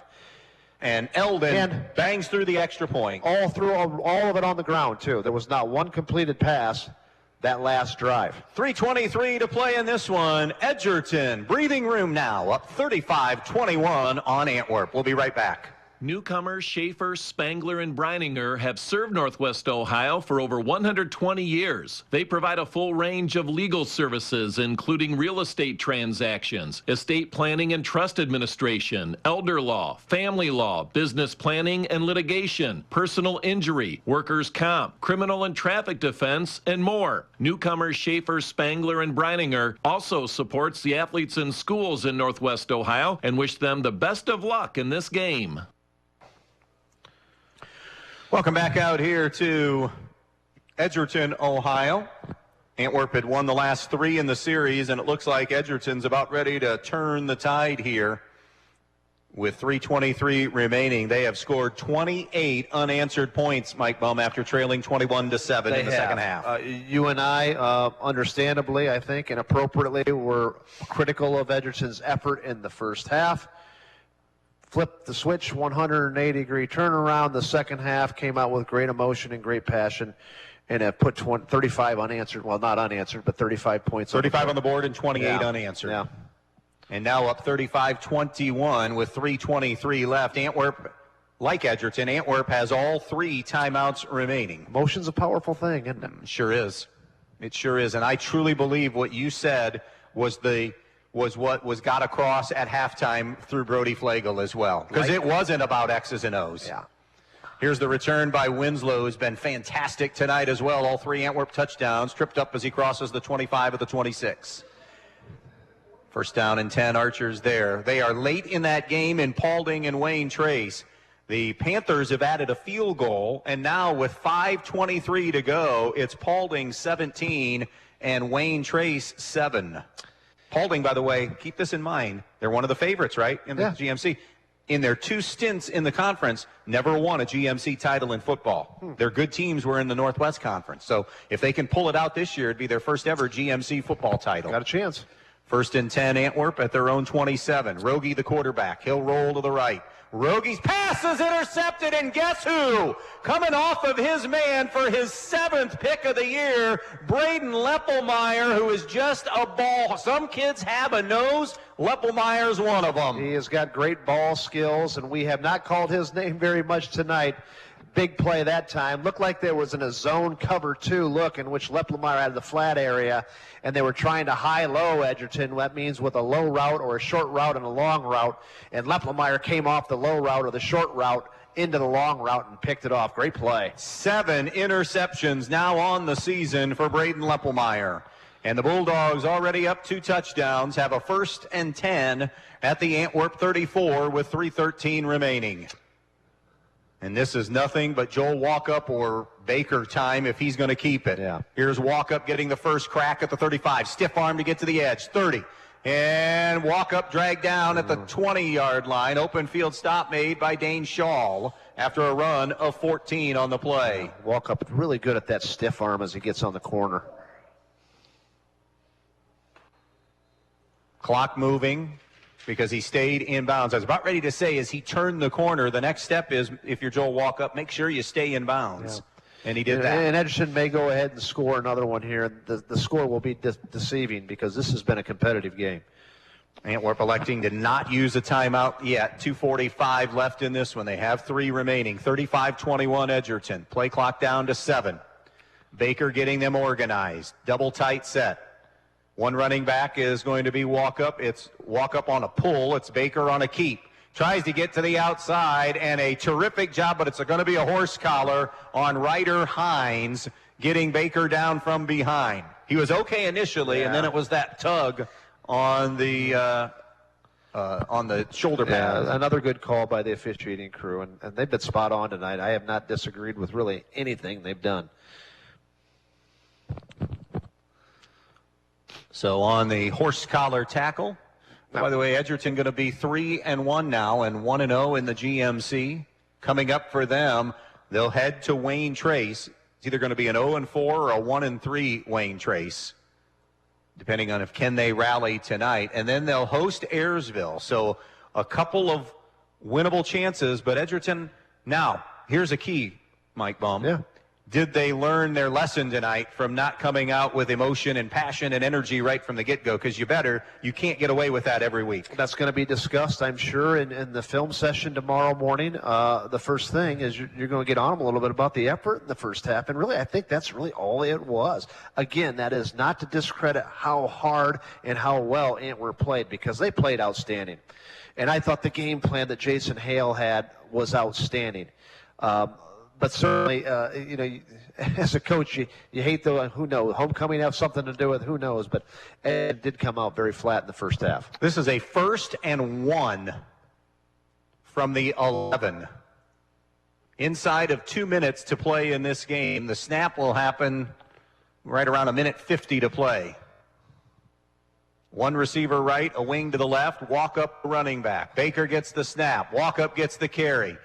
And he will plow forward to about the 6-yard line, walk up for 5, and it'll be 1st and goal at the 6-yard line with 1:43. And we'll see what happens here. If Jason Hale elects to not take a timeout, will Brody Flagle just simply take knees now?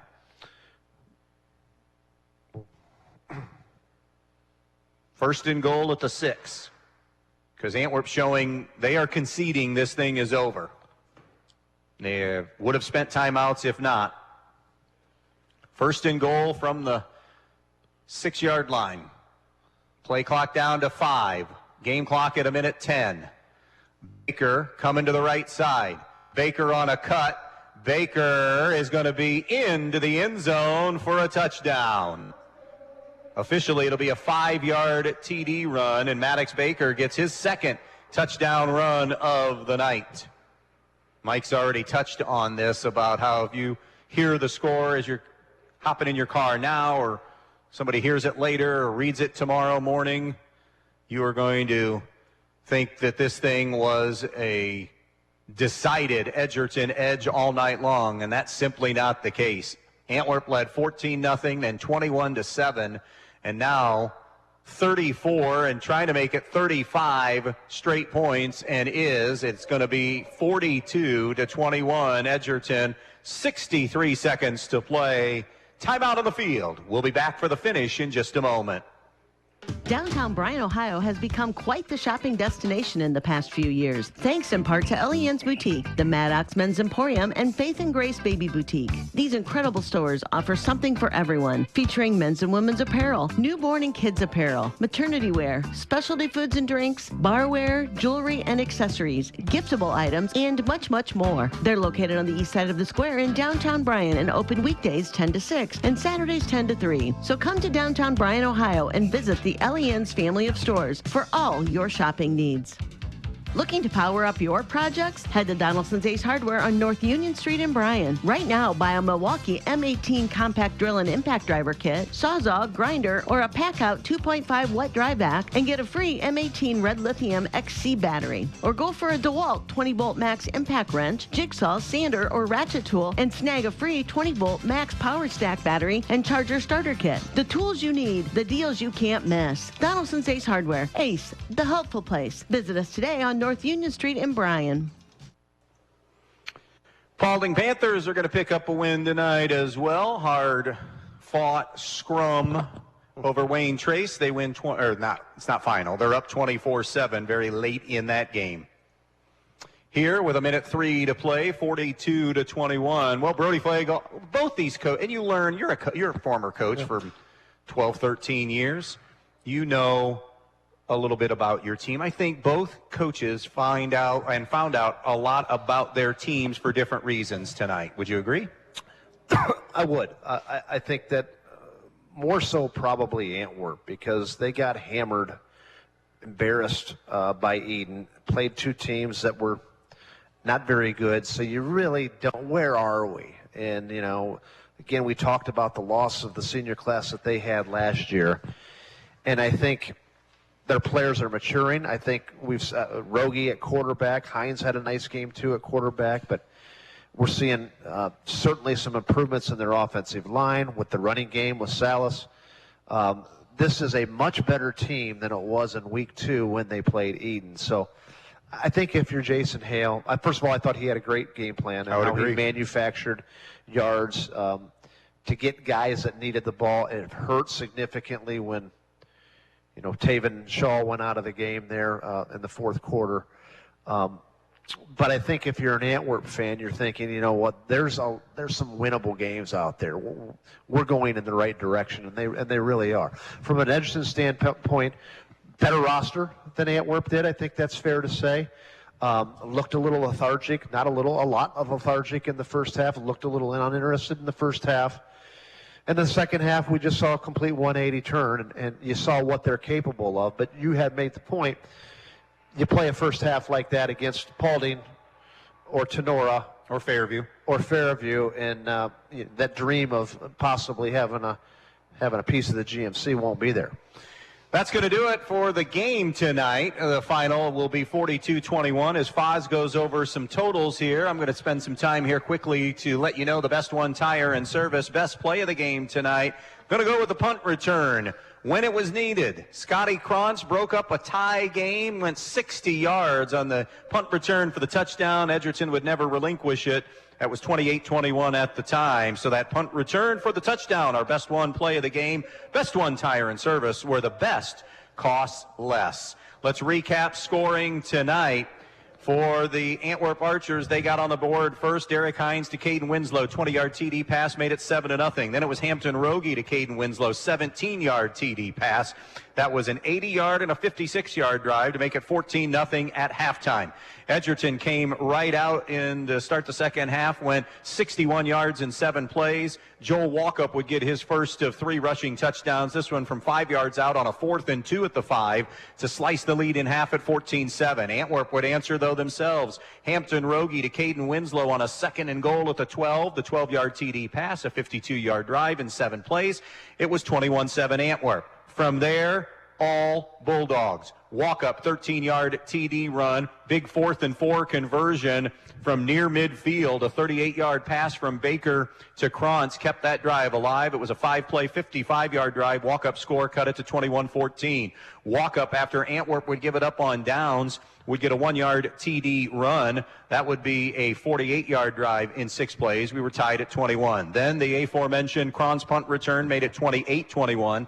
Antwerp would go for it on 4th and goal at the 7. Walkup would get an INT, and then a 90-yard drive for Edgerton ended up, for all intents and purposes, sealing the deal. Baker, a 3-yard TD run, his first of 2 touchdown runs, 35-21, following an interception by Edgerton. A 7th INT for Braden Leppelmeyer this year. Baker would add his last score, a 5-yard TD run, for the final score, Mike Bumb, of 42-21 Edgerton. Deceiving, a very competitive game all the way into the fourth quarter. Both teams played tremendously hard. I wouldn't say Edgerton was their best effort in the first half, as we said. Really liked the game plan for the Archers. Just a better roster, though, I think, for Edgerton once they kind of woke up in the second half. For the statistics, Antwerp Archers, I'm going to fall to 2-2. Derek Hines, we have unofficially 5 for 9 throwing the football tonight. And we have Hampton Rogie, 9 for 19. Collectively between the two, they are 14 for 28 yards throwing the football for 224 yards in the air. Running the football, had 35 yards led by Taven Shaw, Zach Salas, who carried the ball 9 times for 29 yards. Did have some sacks, which obviously took away from the rushing yards. A total of 35 yards on the ground for the Archers for 259 yards of total offense. All 3 touchdowns, as you already said, Andy, were from Winslow from 20 yards, 17 yards, and 12 yards. For the Edgerton Bulldogs, a little bit different story. A bulk of their yards were obviously collected in the second half, specifically in the fourth quarter. Maddox Baker, another good night for him. Threw the ball 16 times, completed eight. Also had 2 touchdown runs of 3 and 5 yards. Rushing the football, Joe Walkup, you guessed it, 19 carries, 153 yards.